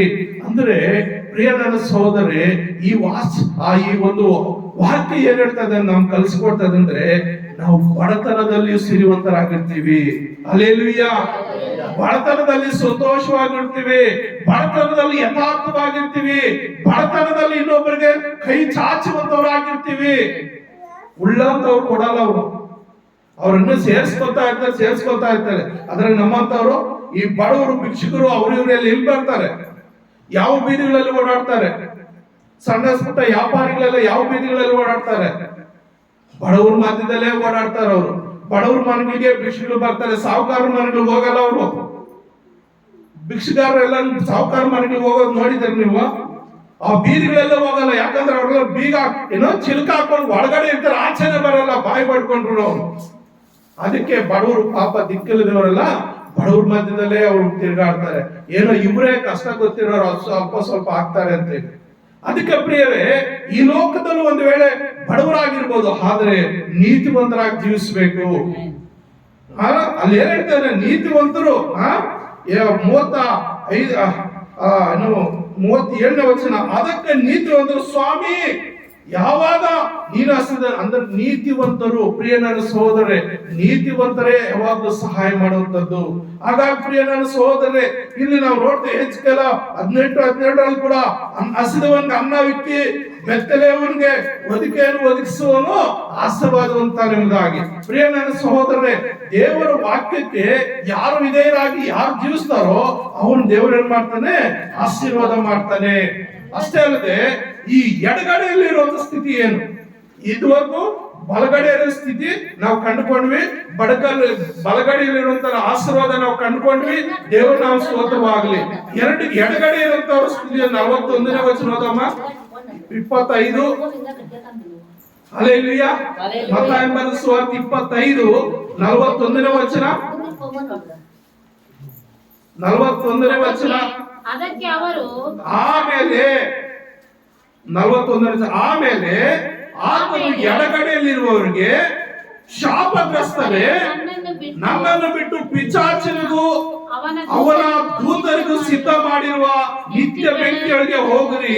ನಾನು ಹಸಿದಿದ್ದನು, ನೀವು ನನಗೆ ಊಟಕ್ಕೆ ಕೊಡಲಿಲ್ಲ, ನಾನು ಬಾಯಲ್ಲಿದ್ದನು, ನೀವು ನನಗೆ ಕುಡಿಯುವುದಕ್ಕೆ ಕೊಡಲಿಲ್ಲ, ಪರದೇಶಿ ಆಗಿದ್ದನು, ನೀವು ನನ್ನನ್ನು ಸೇರಿಸಿಕೊಳ್ಳಲಿಲ್ಲ, ಬಟ್ಟೆಯಲ್ಲಿದ್ದವನಾಗಿದ್ದನು, ನೀವು ನನಗೆ ಉಡುವುದಕ್ಕೆ ಕೊಡಲಿಲ್ಲ, ರೋಗದಲ್ಲಿ ಬಿದ್ದಿದ್ದನು, ಸೆರೆಮನೆಯಲ್ಲಿದ್ದನು, ನೀವು ನನ್ನನ್ನು ಆರೈಕೆ ಮಾಡುವುದಕ್ಕೆ ಬರಲಿಲ್ಲವೆಂದು ಹೇಳುವೆನು.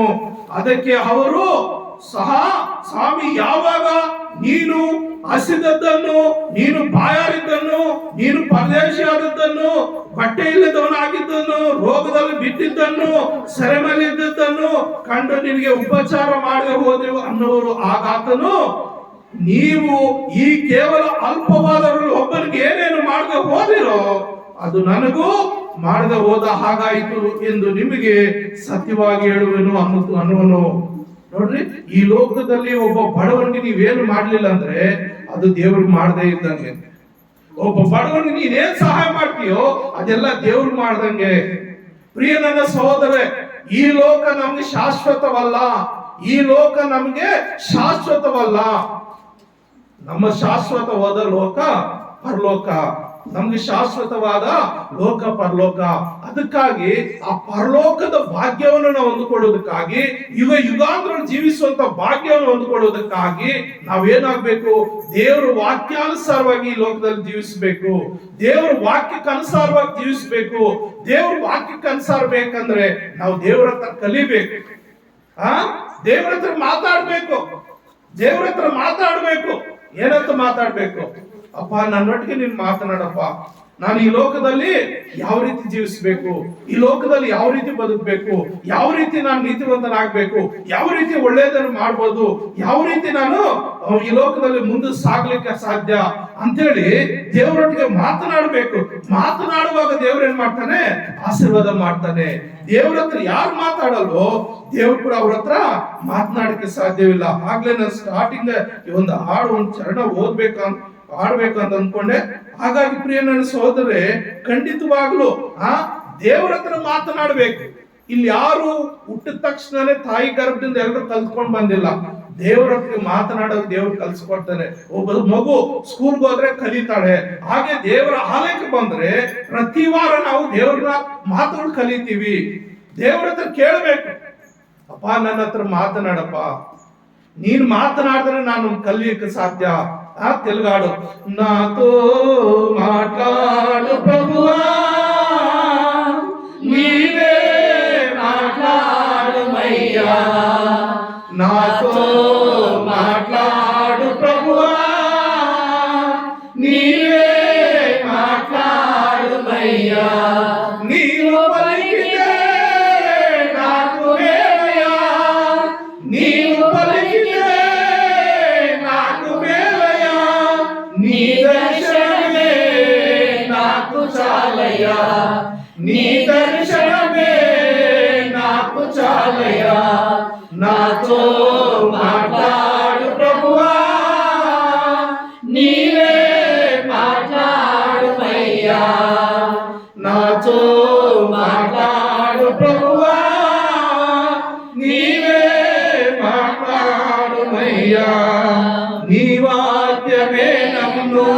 బ్రతికించేది, నా బాధలలో నెమ్మదినిచ్చేది, నీ వాక్యమే నన్ను బ్రతికించేది, నా బాధలలో నెమ్మదినిచ్చేది, నీవు పలికితే నాకు మేలయా, నీవు పలికితే నాకు మేలయా, నీ దర్శనమే నాకు చాలయ్యా, నీ దర్శనమే నాకు చాలయ్యా, నాతో మాట్లాడు ప్రభువా, నీవే మాట్లాడుమయ్యా, నాతో మాట్లాడు ప్రభువా, నీవే మాట్లాడుమయ్యా.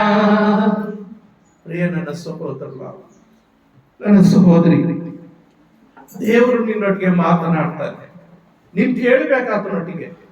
ನೀನು ಆತನೊಟ್ಟಿಗೆ ಮಾತನಾಡಿದ್ರೆ ಆತನು ನಿನ್ನೊಟ್ಟಿಗೆ ಮಾತನಾಡ್ತಾನೆ. ಪ್ರಾರ್ಥನೆ ಮುಖಾಂತರ ಪ್ರಾರ್ಥನೆ ಮುಖಾಂತರ ನೀವು ದೇವರ ಹತ್ರ ಕುತ್ಕೊಂಡ್ರೆ ದೇವರು ನಿಮ್ಮ ಆತ್ಮನೊಟ್ಟಿಗೆ ಮಾತನಾಡ್ತಾನೆ.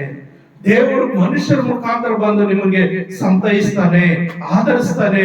ನೀವು ಊಹಿಸದ ರೀತಿಯಲ್ಲಿ, ನೀವು ನೋಡಿದ ರೀತಿಯಲ್ಲಿ ಯಾರೋ ಮುಖಾಂತರ ಯಾವುದೋ ರೂಪದಲ್ಲಿ ದೇವರು ನಿಮ್ಮೊಟ್ಟಿಗೆ ಬಂದು ನಿಮ್ಮನ್ನ ಆಧರಿಸ್ತಾನೆ, ಸಂತೈಸ್ತಾನೆ. ಅದಕ್ಕೆ ಇಲ್ಲಿ ಹೇಳ್ತಾ ಇದ್ದಾನೆ 41ನೇ ವಚನ, ಆಮೇಲೆ ಆತನು ಎಡಗಡೆ ಇಲ್ಲಿರುವವರಿಗೆ ಶಾಪಗ್ರಸ್ತರೇ, ನನ್ನನ್ನು ಬಿಟ್ಟು ಪಿಶಾಚನಿಗೂ ಅವನ ದೂತರಿಗೂ ಸಿದ್ಧ ಮಾಡಿರುವ ನಿತ್ಯ ಬೆಂಕಿಯೊಳಗೆ ಹೋಗರಿ ಎಂಬುದಾಗಿ. ಅಂದ್ರೆ ಎಡಗಡೆಯಲ್ಲಿ ಇರುವಂತವ್ರು ಯಾರು? ದೇವರ ಮಾತಿಗೆ ಬಗ್ಗದವರು, ವಾಕ್ಯ ಕೇಳದವರು. ಯಾವುದು ಅದೇ ರಾಮಾಯಣ, ಯಾವುದು పోలంట భానువారం చర్చికి పోతేనే ఆశీర్వాదం. భానువారమే పరీక్ష అయ్యండి. వాట్సాప్ లో నాకు గ్రూప్ లో పంపించిన చూడండి. భానువారం కావాలంటే అమ్మా ఇంకా 100 రూపాయలు ఎక్స్ట్రా ఇస్తా కూలి, ఈ పనికి రా అంటారు. అయ్యో 100 రూపాయలు కూలి ఎక్స్ట్రా వస్తుందనే పనికి వెళ్ళిపోతారు. మీకోసము ఆ దేవుని సేవకుడు వారమంతా సిద్ధపాటై ప్రార్థన చేసి నా బిడ్డలకి ఆ దేవుని సంఘానికి, దేవుని బిడ్డలకి నేను ఏ వాక్యం బోధించాలని ఎంతో ప్రిపేర్ అయ్యి సంఘానికి వస్తే, ఆ సంఘంలో నువ్వు లేకపోతే, ఆ మాట నువ్వు వినకపోతే సంఘ కాపురి ఎంత బాధపడతాడు? నీ కోసం సిద్ధపరిచిన జ్ఞానం ఇచ్చిన దేవుడు ఎంత బాధపడతాడు? దేవుడు ఎంత బాధపడతాడు? దేవుడు బాధపడతాడండి.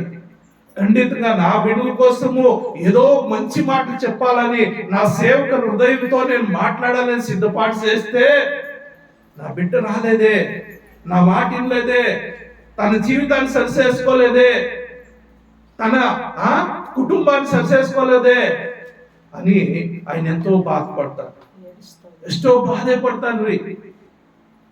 ಸುಮ್ಮನೆ ಈ ಮಾತುಗಳು ಹಂಗೆ ಬಂದ್ಬಿಡ್ಲಿಲ್ಲ. ಅದೇ ವಾಕ್ಯ ನೀವು ನಿಂತ್ಕೊಂಡು ಮಾತಾಡಕ್ ಆಗುತ್ತೇನೋ? ಆಗೋದಲ್ರಿ. ದೇವರು ತನ್ನ ಸೇವಕರ ಮುಖಾಂತರ ಒತ್ತಾಯ ಮಾಡಿ ಒಂದೊಂದು ವಚನ ಜ್ಞಾಪಿಸಿ ಅದನ್ನು ಬರೆಸಿ ಸಿದ್ಧ ಮಾಡಿ ರೆಡಿಯಾಗಿ ಬಂದು ನಿಮ್ಮ ಮುಂದೆ ನಿಲ್ಲಿಸ್ತಾನೆ ದೇವರು. ಯಾಕೆ? ನಿಮ್ಮನ್ನ ಸರಿಪಡಿಸ್ಬೇಕು. ನೀವು ದೇವ್ರ ಮಾತು ಕೇಳಲಿಲ್ಲ ಅಂದ್ರೆ ಅಲ್ಲಿ ಏನ್ ಹೇಳ್ತಾ ಇದ್ದಾನೆ? ಸ್ಪಷ್ಟವಾಗಿ ಹೇಳ್ತಾ ಇದ್ದಾನೆ, ಮುಲಾಜಿಲ್ಲ. ಏನ್ ಹೇಳ್ತಾ ಇದ್ದಾನೆ? ನಾವು ನೋಡುವಾಗ ಆಮೇಲೆ ಎಡಗಡೆಯಲ್ಲಿ ಶಾಪಗ್ರಸ್ತರೆ, ಅಂದ್ರೆ ಯಾರು ದೇವ್ರ ಮಾತು ಕೇಳಲ್ವೋ ಅವ್ರು ಶಾಪಗ್ರಸ್ತರು. ನಾನು ಹೇಳ್ತಾ ಇಲ್ಲ, ಬೈಬಲ್ ಹೇಳ್ತಾ ಇದೆ, ಸತ್ಯವೇದ ಹೇಳ್ತಾ ಇದೆ. ಯಾರು ದೇವ್ರ ಮಾತು ಕೇಳಲ್ಲ ಅವ್ರು ಶಾಪಗ್ರಸ್ತರು. ಅವ್ರಿಗೆ ಸಿಗುವಂತದ್ದು ಏನು? ಬೆಂಕಿ ಕಂದಗಳು ಉರಿಯ ಕೆರೆ, ಅಂದ್ರೆ ನರಕ. ಅಲ್ಲಿ ನಿತ್ಯ ಬೆಂಕಿ ಉರಿತಾ ಇದ್ದಾರೆ, ನಿತ್ಯ ಬೆಂಕಿ ಉರಿತಾ ಇದೆ. ನಾವು ನೋಡ್ತೇವೆ ದಾನಿಯೇಲ 12ನೇ ಅಧ್ಯಾಯ 2ನೇ ವಚನದಲ್ಲಿ ನೋಡುವಾಗ ಏನ್ ಹೇಳ್ತಾ ಇದೆ ಅಂದ್ರೆ, ಅಲ್ಲಿ ಧೂಳಿನ ನೆಲದೊಳಗೆ ದೀರ್ಘ ನಿದ್ರೆ ಮಾಡುವವರಲ್ಲಿ ಅನೇಕರು ಎಚ್ಚೆತ್ತು ಕೆಲವರು ನಿತ್ಯ ಜೀವವನ್ನು, ಕೆಲವರು ನಿತ್ಯ ತಿರಸ್ಕಾರಗಳನ್ನು ಅನುಭವಿಸುವರು. ಅಂದ್ರೆ ಎರಡು ಭಾಗನಲ್ಲೇ ಇದೆ ನೋಡ್ರಿ. ದೀರ್ಘ ನಿದ್ರೆಯಲ್ಲಿ ಯಾರು ದೀರ್ಘ ನಿದ್ರೆಯಲ್ಲಿ ಇರೋದು? ನಮಗಿಂತ ಮುಂಚೆ ನಿದ್ರೆ ಮಾಡುವಂತ ಸತ್ತೋಗಿರೋರ್ಗ ಅಂತೀವಿ. ಯೇಸು ಕ್ರಿಸ್ತ ನಂಬಿದ ಮಕ್ಕಳು ಸತ್ತೋಗಿದಾರೆ ಅಂತ ಹೇಳೋದಿಲ್ಲ, ನಿದ್ರೆ ಮಾಡ್ತಾ ಇದಾರೆ ಅಂತ ಹೇಳ್ತಾರೆ. ಚಿರಕಾಲ ನಿದ್ರೆಯಲ್ಲಿ ಇರ್ತಾರೆ ಅಂತ ಹೇಳ್ತಾರೆ. ಯಾಕಂದ್ರೆ ಅವ್ರು ಮತ್ತೆ ಎದ್ದು ಬರ್ತಾರೆ. ಹಲ್ಲೆಲೂಯಾ. ಪ್ರತಿಯೊಬ್ಬರು ಎಬ್ಬಿಸಲ್ಪಡ್ತಾರ್ರಿ. ಭೂಮಿ ಮೇಲೆ ಎಷ್ಟು ಜನ ಇದುವರೆಗೂ ಸತ್ತಿದಾರೋ, ಭೂಮಿ ಆಕಾಶ ಉಂಟಾದಾಗಿನಿಂದ, ಮನುಷ್ಯರು ಉಂಟಾದಾಗಿನಿಂದ ಎಷ್ಟು ಜನ ಸತ್ತಿದಾರೋ ಅವ್ರು ನಿದ್ದೆ ಮಾಡ್ತಾ ಇದ್ದಾರೆ. ಅವ್ರು ನಿದ್ದೆ ಮಾಡ್ತಾ ಇದ್ದಾರೆ. ಒಳ್ಳೆಯವನು ನಿದ್ದೆ ಮಾಡ್ತಾ ಇಲ್ಲ, ಕೆಟ್ಟವನು ನಿದ್ದೆ, ಇಬ್ಬರನ್ನು ದೇವರು ಎಬ್ಬರಿಸ್ತಾನೆ ಮೇಲಕ್ಕೆ. ಎಬ್ಬರಿಸಿ ಒಳ್ಳೆಯವನ್ನೆಲ್ಲ ತನ್ನ ಬಲಗಡೆಯಲ್ಲಿ ನಿಲ್ಲಿಸ್ಕೊಳ್ತಾನೆ, ಕೆಟ್ಟವನ್ನೆಲ್ಲ ಪಾಪದಲ್ಲಿ ಜೀವಿಸುವಂತ ತನ್ನ ಎಡಗಡೆಯಲ್ಲಿ ನಿಲ್ಲಿಸ್ಕೊಳ್ತಾನೆ. ಅವರು ಏನ್ ಮಾಡ್ತಾರೆ ಅಲ್ಲಿ ಪ್ರಿಯರೇ ನೋಡ್ರಿ, ಅಲ್ಲಿ ಏನ್ ಹೇಳ್ತಾ ಇದೆ ಬಹಳ ಸ್ಪಷ್ಟವಾಗಿ, ಕೆಲವರು ನಿತ್ಯ ಜೀವನ, ಕೆಲವರು ನಿಂದನ ತಿರಸ್ಕಾರಗಳನ್ನು ಅನುಭವಿಸುವರು. ಅಂದ್ರೆ ಆ ಲೋಕದಲ್ಲಿ ಕೂಡ ತಿರಸ್ಕಾರ, ಆ ಲೋಕದಲ್ಲಿ ನಿಂದನ. ಮತ್ತೆ ನಾವು ನೋಡ್ತೀವಿ ಯೋಹಾನ 5ನೇ ಅಧ್ಯಾಯ 28-29 ವಚನಗಳಲ್ಲಿ ಹೇಳ್ತದೆ, ಅದಕ್ಕೆ ಆಶ್ಚರ್ಯ ಪಡಬೇಡ್ರಿ, ಸಮಾಧಿಗಳಲ್ಲಿರುವವರೆಲ್ಲರೂ ಆತನ ಧ್ವನಿಯನ್ನು ಕೇಳಿ ಎದ್ದು ಹೊರಗೆ ಬರುವ ಕಾಲ ಬರುತ್ತದೆ. ಪ್ರಿಯ ನನ್ನ ಸಹೋದರರೇ, ಸಮಾಧಿಗಳಲ್ಲಿರುವಂತ ಪ್ರತಿಯೊಬ್ಬರು ಯೇಸು ಕ್ರಿಸ್ತನ ಬರೋಣದಲ್ಲಿ ತುತ್ತೂರಿ ಊದಲ್ಪಡುವಾಗ ಅವರೆಲ್ಲರೂ ಏನ್ ಮಾಡ್ತಾರೆ, ಯೇಸು ಕ್ರಿಸ್ತನ ಮಧ್ಯಾಕಾಶಕ್ಕೆ ಬಂದ್ರೆ ಈ ಸಮಾಧಿಗಳಲ್ಲಿ ಎಲ್ಲೆಲ್ಲಿ ನಿದ್ದೆ ಮಾಡ್ತಾ ಇದ್ದಾರೋ ಅವ್ರ ಮಾಂಸ ಎಲ್ಲ ಕರಗೋಗಿದೆ, ಮೂಳೆಗಳು ಮಾತ್ರ ಹಂಗೆ ಇರ್ತದೆ. ಆ ಮೂಳೆಗಳಿಗೆ ಮತ್ತೆ ಹೊಸ ಶರೀರ ಒದಿಸಲ್ಪಡ್ತದೆ. ಅವರೆಲ್ಲರೂ ಎಬ್ಬಿಸಲ್ಪಡ್ತಾರೆ. ಎಬ್ಬಿಸಲ್ಪಟ್ಟು ಏನ್ ಮಾಡ್ತಾರೆ, ಯಾರು ನೀತಿವಂತರಾಗಿ ಯೇಸು ಕ್ರಿಸ್ತನ ಮಕ್ಕಳಾಗಿ ಜೀವಿಸ್ತಾರೆ ಅವರೆಲ್ಲ ಬಲಗಡೆ ಹೋಗ್ತಾರೆ, ಪಾಪದಲ್ಲಿ ಜೀವಿಸುವವರೆಲ್ಲ ಎಡಗಡೆ ಹೋಗ್ತಾರೆ. ಅವ್ರನ್ನ ಪಾಪದಲ್ಲಿ ಜೀವಿಸುವವ್ರಿಗೆ ಏನಾಗುತ್ತೆ, ನಿತ್ಯ ನರಕ. ನಿತ್ಯ ನರಕ, ನಿತ್ಯ ನರಕ. ಅಲ್ಲಿ 24 ಗಂಟೆಗಳು ಬೆಳಕಿಗೆ ಉರಿತಾ ಇರ್ತಾ ಇದೆ. ನೋಡ್ರಿ, ಪ್ರಕಟಣೆಯಲ್ಲಿ ಇನ್ನೊಂದು ವಚನ ನಾವು ನೋಡ್ಕೊಳ್ಳುವಾಗ ಅಲ್ಲಿ ಯೋಹಾನ 5:29 ಒಳ್ಳೆಯದನ್ನು ಮಾಡಿದವರಿಗೆ ನಿತ್ಯ ಜೀವಕ್ಕಾಗಿ ಪುನರುತ್ಥಾನವಾಗುವುದು, ಕೆಟ್ಟದನ್ನು ನಡೆಸಿದವರಿಗೆ ತೀರ್ಪಿಗಾಗಿ ಪುನರುತ್ಥಾನವಾಗುವುದು. ಅಂದ್ರೆ ಇಬ್ರು ಎಬ್ಬಿಸಲ್ಪಡ್ತಾರೆ. ಪ್ರಕಟಣೆ 20ನೇ ಅಧ್ಯಾಯ 13-12 ವಚನ ಏನ್ ಹೇಳ್ತದೆ, ಇದಲ್ಲದೆ ಸತ್ತವರಾದ ದೊಡ್ಡವರು ಚಿಕ್ಕವರು ಸಿಂಹಾಸನ ಮುಂದೆ ನಿಂತಿರುವುದನ್ನು ಕಂಡೆನು. ಆಗ ಪುಸ್ತಕಗಳು ತೆರೆಯಲ್ಪಟ್ಟವು ಮತ್ತು ಜೀವಬಾಧ್ಯರ ಪಟ್ಟಿ ಎಂಬ ಇನ್ನೊಂದು ಪುಸ್ತಕ ತೆರೆಯಲ್ಪಟ್ಟಿತು. ನೋಡ್ರಿ, ಅಲ್ಲಿ 2 ಪುಸ್ತಕಗಳಿದೆ. ಒಂದು ಯಾರ್ಯಾರು ಪಾಪ ಮಾಡಿರೋ ಆ ಪಾಪಗಳೆಲ್ಲ ಒಂದು ಪುಸ್ತಕದಲ್ಲಿ ಬರೆಯಲ್ಪಡುತ್ತೆ. ಒಂದು ಜೀವಬಾಧ್ಯರ ಪಟ್ಟಿ, ಅಂದ್ರೆ ಯಾರ್ಯಾರು ಪಾಪಗಳನ್ನು ಒಪ್ಪಿಕೊಂಡು ಆತನ ರಕ್ತದಲ್ಲಿ ತೊಳೆಯಲ್ಪಟ್ಟು ಶುದ್ಧೀಕರಿಸಿ ನೀತಿವಂತರಾಗಿ ಜೀವಿಸುತ್ತಾರೋ ಅವರ ಹೆಸರುಗಳೆಲ್ಲ ಒಂದು ಗ್ರಂಥದಲ್ಲಿ ಬರೆಯಲ್ಪಟ್ಟಿದೆ. ಬರೆದಿದ್ದ ಮತ್ತೆ ಅಲ್ಲಿ ಏನಾಗ್ತದೆ, ಇನ್ನೊಂದು ಪುಸ್ತಕ ತೆರೆಯಲ್ಪಟ್ಟಿದ್ದು. ಆ ಪುಸ್ತಕಗಳಲ್ಲಿ ಬರೆದಿದ್ದ ಸಂಗತಿಗಳ ಆಧಾರದಿಂದ ಅವರವರ ಕೃತ್ಯಗಳ ಪ್ರಕಾರ ಸತ್ತವರಿಗೆ ನ್ಯಾಯ ತೀರ್ಪಾಯಿತು. ಪ್ರಿಯ ನನ್ನ ಸಹೋದರ, ಅವರವರ ಕೃತ್ಯಗಳು, ಈ ಲೋಕದಲ್ಲಿ ನೀನು ಒಳ್ಳೇದು ಮಾಡಿದ್ಯೋ ನಿನ್ಗೆ ಒಳ್ಳೆ ತೀರ್ಪು, ನೀನು ಕೆಟ್ಟದ್ದು ಮಾಡಿದ್ಯೋ ನಿನ್ ಶಿಕ್ಷೆ ಇದೆ. ಪೊಲೀಸ್ ಸ್ಟೇಷನ್ ಅಲ್ಲಿ ಹೋದ್ರೆ ಏನ್ ಮಾಡ್ತಾರೆ, ಒಳ್ಳೇದು ಮಾಡಿ ನೀನ್ ಒಳ್ಳೇದು ಹೋಗ, ನಿನ್ಗೇನ್ ಕೆಲಸ ಇಲ್ಲ ಅಂತ ಕಳಿಸ್ಬಿಡ್ತಾರೆ. ಪಾಪ ಮಾಡಿದವನ್ಗೆ ನಾನಾ ವಿಧ ಶಿಕ್ಷೆ ಕೊಡ್ತಾರೆ. ತಪ್ಪು ಒಪ್ಕೊಳ್ಳೋ ತನಕ ಪೊಲೀಸರು ಬಿಡಲ್ಲ. ಹಾಗಾಗಿ ಪ್ರಿಯರೇ, ಇಲ್ಲೇನಾಗುತ್ತೆ, ತೀರ್ಪಾಯ್ತು. ಸಮುದ್ರವು ತನ್ನೊಳಗಿಂದ ಸತ್ತರನ್ನು ಒಪ್ಪಿಸಿತು. ಸಮುದ್ರದಲ್ಲಿ ಲಕ್ಷಾಂತರ ಜನ ಸತ್ತೋಗಿದ್ದಾರೆ, ಅವರೆಲ್ಲ ಸಮುದ್ರದಲ್ಲೇ ಇದ್ದಾರೆ. ಅವ್ರ ಮೂಳೆಗಳೆಲ್ಲ ಸಮುದ್ರದಲ್ಲಿ ತಳದಲ್ಲಿ ಇರ್ತವೆ. ಯೇಸು ಸ್ವಾಮಿ ಬರುವಾಗ ಆ ಎಲುಬುಗೆಲ್ಲ ಮಾಂಸ ಬರ್ತದೆ. ಇನ್ನೊಂದ್ ಸಬ್ಜೆಕ್ಟ್ ಅಲ್ಲಿ ಹೇಳ್ತೀನಿ, ದೊಡ್ಡ ಸಬ್ಜೆಕ್ಟ್, ಒಬ್ಬ ಮನುಷ್ಯನ ಯಾವ ರೀತಿ ಬದುಕು ಬರ್ತಾನೆ ಅಂತ. ಹಾಗಾಗಿ ಪ್ರಿಯರೇ, ಇಲ್ಲಿ ಏನಾಗುತ್ತೆ, ಸಮುದ್ರವು ಏನ್ ಮಾಡ್ತದೆ, ತನ್ನೊಳಗಿದ್ದ ಸತ್ತವರನ್ನು ಒಪ್ಪಿಸಿತು. ಮೃತ್ಯುವು ಪಾತಾಳವು ತಮ್ಮ ವಶದಲ್ಲಿದ್ದ ಸತ್ತವರನ್ನು ಒಪ್ಪಿಸಿತು. ಅವರಲ್ಲಿ ಪ್ರತಿಯೊಬ್ಬನಿಗೆ ಅವನವನ ಕೃತ್ಯಗಳ ಪ್ರಕಾರ ತೀರ್ಪಾಯಿತು. ಪ್ರತಿಯೊಬ್ಬರು ಅವನವನ ಕೃತ್ಯಗಳು, ಒಳ್ಳೆಯದನ್ನು ಮಾಡಿದ್ರೆ ಒಳ್ಳೆ ತೀರ್ಪು, ಕೆಟ್ಟದ್ದು ಮಾಡಿದ್ರೆ ಕೆಟ್ಟ ತೀರ್ಪು. ಖಂಡಿತ ಅಲ್ಲಿ ಹೋಗ್ಲೇಬೇಕು. ಅದಕ್ಕೆ ಆತನು ಏನ್ ಹೇಳ್ತಾನೆ, ನನ್ನ ಆಗ ಅರಸನು ತನ್ನ ಬಲಗಡೆಯಲ್ಲಿರುವವರಿಗೆ, ನನ್ನ ತಂದೆಯ ಆಶೀರ್ವಾದ ಹೊಂದಿದವರೇ ಬನ್ನಿರಿ, ಲೋಕಾಧೀನ ನಿಮಗೋಸ್ಕರ ಸಿದ್ಧ ಮಾಡಿದ ರಾಜ್ಯವನ್ನು ಸ್ವಾಸ್ಥ್ಯವಾಗಿ ತಿಳಿದುಕೊಳ್ಳ್ರಿ. ಅಂದ್ರೆ ಯೇಸು ಕ್ರಿಸ್ತ ನಂಬಿ ಯೇಸು ಕ್ರಿಸ್ತನಾಗಿ ಜೀವಿಸುವಂತ ಮಕ್ಕಳಿಗೆ ಯುಗಾಂತರ ಜೀವಿಸುವಂತ ಪರಲೋಕ ಅಥವಾ ಸ್ವರ್ಗ ಎಂಬ ರಾಜ್ಯವನ್ನ ಆತನ ಕೊಡ್ಲಿಕ್ಕಿದ್ದಾನೆ. ಆತನ ಪ್ರಿಯ ಸಹೋದರೇ, ಆ ದೇವಾದಿ ದೇವನು ತನ್ನ ಸೇವಕರ ಮುಖಾಂತರ ಅನೇಕರು ಮಾನಸಾಂತರ ಹೊಂದಿ ಅನೇಕರು ದೇವರ ಕಡೆ ತಿರ್ಕೊಳ್ಬೇಕೆಂಬುದಾಗಿ, ಇಲ್ಲಿ ಯಾವ ಕುಲ ಗೋತ್ರಗಳಿಲ್ಲ ದೇವ್ರ ನಂಬೋದ್ರಲ್ಲಿ. ದೇವರಿಗೆ ಎಲ್ಲರೂ ಸಮಾನರೇ, ಎಲ್ಲರೂ ಸಮಾನರೇ. ಹಾಗಾಗಿ ನಾವೆಲ್ಲ ಏನ್ ಮಾಡ್ಬೇಕು? ಯೇಸು ಕ್ರಿಸ್ತನ ಮಾತನ್ನು ಕೇಳಿ ಆ ಪರಿಶುದ್ಧ ಜೀವಿತವನ್ನು ಜೀವಿಸಿ ಆತನು ಹೇಳಿದ ಆಜ್ಞೆಗಳಲ್ಲಿ ಯಾರ್ಯಾರಿಗೆ ಏನೇನು ಸಹಾಯ ಬೇಕಾಗುತ್ತೋ ನಮ್ಮ ಕೈಲಾದಷ್ಟು ಸಹಾಯ ಮಾಡೋಣ. ಇಲ್ಲಂದ್ರೆ ಸಹಾಯ ಮಾಡೋರು ತೋರಿಸಿ ನೀತಿಯ ಮಾರ್ಗ ಜೀವಿಸಿದರೆ ದೇವರು ಪರಲೋಕದಲ್ಲಿ ಸ್ವಾಸ್ಥ್ಯ ಕೊಡ್ಲಿಕ್ಕಿದ್ದಾನೆ. ಒಂದು ವೇಳೆ ದೇವರ ವಾಕ್ಯಾನುಸಾರವಾಗಿ ಜೀವಿಸದೆ ಪಾಪದಲ್ಲೇ ಜೀವಿಸಿದ್ರೆ ಆತನ ಹೇಳ್ತಾನೆ, ಶಾಪಗ್ರಸ್ತರೇ, ನಿಮ್ಗೋಸ್ಕರ ಸಿದ್ಧ ಮಾಡಿದಂತ ನರಕದಲ್ಲಿ ನೀವು ಹೋಗಿ ಅಲ್ಲಿ ಬೀಳ್ರಿ ಅಂತ ಆತನ ಹೇಳುವ ಆತನಾಗಿದ್ದೇನೆ. ಆದ್ರಿಂದ ಪ್ರಿಯರ ಸಹೋದರರೇ, ಅಲ್ಲಿ ನಾವು ಕೊನೆಯ 14ನೇ ವಚನ ನೋಡುವಾಗ, ಆಮೇಲೆ ಮೃತ್ಯು ಪಾತಾಳು ಬೆಂಕಿಯ ಕೆರೆಯಲ್ಲಿ ದಬ್ಬಲ್ಪಟ್ಟವು. ಆ ಬೆಂಕಿಯ ಕೆರೆ 2ನೇ ಮರಣವು. ಯಾವನ ಹೆಸರು ಜೀವಬಾಧ್ಯರ ಪಟ್ಟಿಯಲ್ಲಿ ಬರೆದಿದ್ದಾಗಿ ಕಾಣಲಿಲ್ವೋ ಅವನು ಬೆಂಕಿ ಕೆರೆಗೆ ದಬ್ಬಲ್ಪಟ್ಟವನು. ಪ್ರಿಯನ ಸಹೋದರರೇ, ಅದಕ್ಕಾಗಿ ದೇವರು ಹೇಳಿದ ವಾಕ್ಯಾನುಸಾರವಾಗಿ ಯಾರು ಜೀವಿಸ್ತಾರೋ ಅವರು ಪರಲೋಕದಲ್ಲಿ ತನ್ನ ಬಲಗಡೆಯಲ್ಲಿ ಯಾವ ತೀರ್ಪಿಲ್ಲದೆ ಆ ನಿತ್ಯ ರಾಜ್ಯದಲ್ಲಿ ಸ್ವಾಸ್ಥ್ಯವಾಗಿ ಹೊಂದ್ಕೊಳ್ತಾರೆ. ದೇವರ ವಾಕ್ಯವನ್ನು ಕೇಳದ ಹಾಗೆ ನಟಿಸಿ ಪಾಪದಲ್ಲಿ ಜೀವಿಸುವಂತವರು ಖಂಡಿತ ಅವ್ರು ಕಟ್ಟಿಟ್ಟ ಬುತ್ತಿ ಏನಂದ್ರೆ ನರಕ. ಅವರು ಬೆಂಕಿಯಲ್ಲಿ ಬೀಳಲೇಬೇಕಾಗುತ್ತೆ, ಬೆಂಕಿಯಲ್ಲಿ ಶಿಕ್ಷೆ ಅನುಭವಿಸಲೇಬೇಕಾಗುತ್ತೆ. ಒಂದೊಂದು ಪಾಪಕ್ಕೂ ಒಂದೊಂದು ಶಿಕ್ಷೆ ಇದೆ ಪ್ರಿಯರೇ. ಅದಕ್ಕಾಗಿ ಯಾರು ತಂದೆ ಆಶೀರ್ವಾದ ಹೊಂದಿದವರು ಯಾರು? ಇವತ್ತು ವಾಕ್ಯಾಂಶ, ಯಾರು ತಂದೆ ಆಶೀರ್ವಾದ ಹೊಂದುವವರು? ಬಲಗಡೆಯಲ್ಲಿ ಇರುವಂತವರು ದೇವರ ವಾಕ್ಯಾನುಸಾರ ಜೀವಿಸುವಂತರು. ಹಾಗಾಗಿ ಪ್ರಿಯ ನನ್ನ ಸಹೋದರೇ, ದೇವರ ಬಲಗಡೆಯಲ್ಲಿ ನಾವೆಲ್ಲರೂ ಇರೋಣ, ಆತನ ವಾಕ್ಯ ಕೇಳೋಣ, ವಾಕ್ಯಾನುಸಾರ ಜೀವಿಸೋಣ. ದೇವರಿ ಮಾತುಗಳಿಂದ ನಮ್ಮ ಆಶ್ರಯಿಸಲಿ. ಪ್ರಾರ್ಥನೆ ಮಾಡ್ಕೊಳ್ಳೋಣ. ನಮ್ಮನ್ನು ಬಹಳವಾಗಿ ಪ್ರೀತಿಸುವಂತ ನಮ್ಮ ತಂದೆಯಾದ ದೇವರೇ, ನಿನ್ನ ಪರಿಶುದ್ಧವಾದ ನಾಮಕ್ಕೆ ಸ್ತೋತ್ರವಂದನೆ ಸ್ವಾಮಿ. ನನ್ನ ಹೆಸರಯ್ಯ, ನನ್ನ ದೇವರೇ, ನೀನು ಒಳ್ಳೆಯವನು ಒಳ್ಳೆಯ ಕಾರ್ಯ ಮಾಡುತ್ತ ದೇವರೇ, ನಿನ್ನ ಸ್ತೋತ್ರ ಸ್ವಾಮಿ. ಹೌದು ಸ್ವಾಮಿ, ಇವತ್ತು ವಾಗ್ದಾನ ಪ್ರಕಾರ ಸ್ವಾಮಿ ಅಪ್ಪ, ನಾವೆಲ್ಲರೂ ನೀತಿವಂತರಾಗಿ ನಿನ್ನ ವಾಕ್ಯವನ್ನು ಕೇಳಿ ವಾಕ್ಯದ ಪ್ರಕಾರ ಜೀವಿಸುವಾಗೆ ಇಲ್ಲಿ ಕೂಡಿ ಬರುವಂತ ಪ್ರತಿಯೊಬ್ಬ ಮಗನನ್ನಪ್ಪ ನೀನು ಬದಲಾಯಿಸಪ್ಪ, ಅವರ ಹೃದಯಗಳನ್ನು ಬದಲಾಯಿಸಪ್ಪ. ಅವರಲ್ಲಿ ಏನಾದ್ರೂ ಪಾಪ, ದೋಷ, ಸ್ವಾರ್ಥತೆ, ಅಪ್ಪ, ಚಿಪ್ಪುಣತನ ಇದ್ರೆ ಎಲ್ಲವನ್ನು ತೆಗೆದುಹಾಕಿ ಸ್ವಾಮಿ. ದೇವರು ಕೊಟ್ಟಿದ್ದನ್ನ ಅಪ್ಪ ದೇವರ ರೀತಿ ಹೆಸರಲ್ಲಿ ಇನ್ನೊಬ್ಬರಿಗೆ ಕೈಲಾದಷ್ಟು ಸಹಾಯ ಮಾಡೋ ರೀತಿಯಲ್ಲಿ ಎಲ್ಲಾ ಕೈಗಳನ್ನ ಆಶೀರ್ವದಿಸಪ್ಪ, ನೀನು ಆಶೀರ್ವದಿಸಪ್ಪ. ಅವ್ರು ಯಾವಾಗಲೂ ಕೊಡುವರಾಗಿ ಅಪ್ಪ ಇರುವ ಹಾಗೆ ಸ್ವಾಮಿ ಅಪ್ಪ ನೀನು ಆಶೀರ್ವದಿಸು.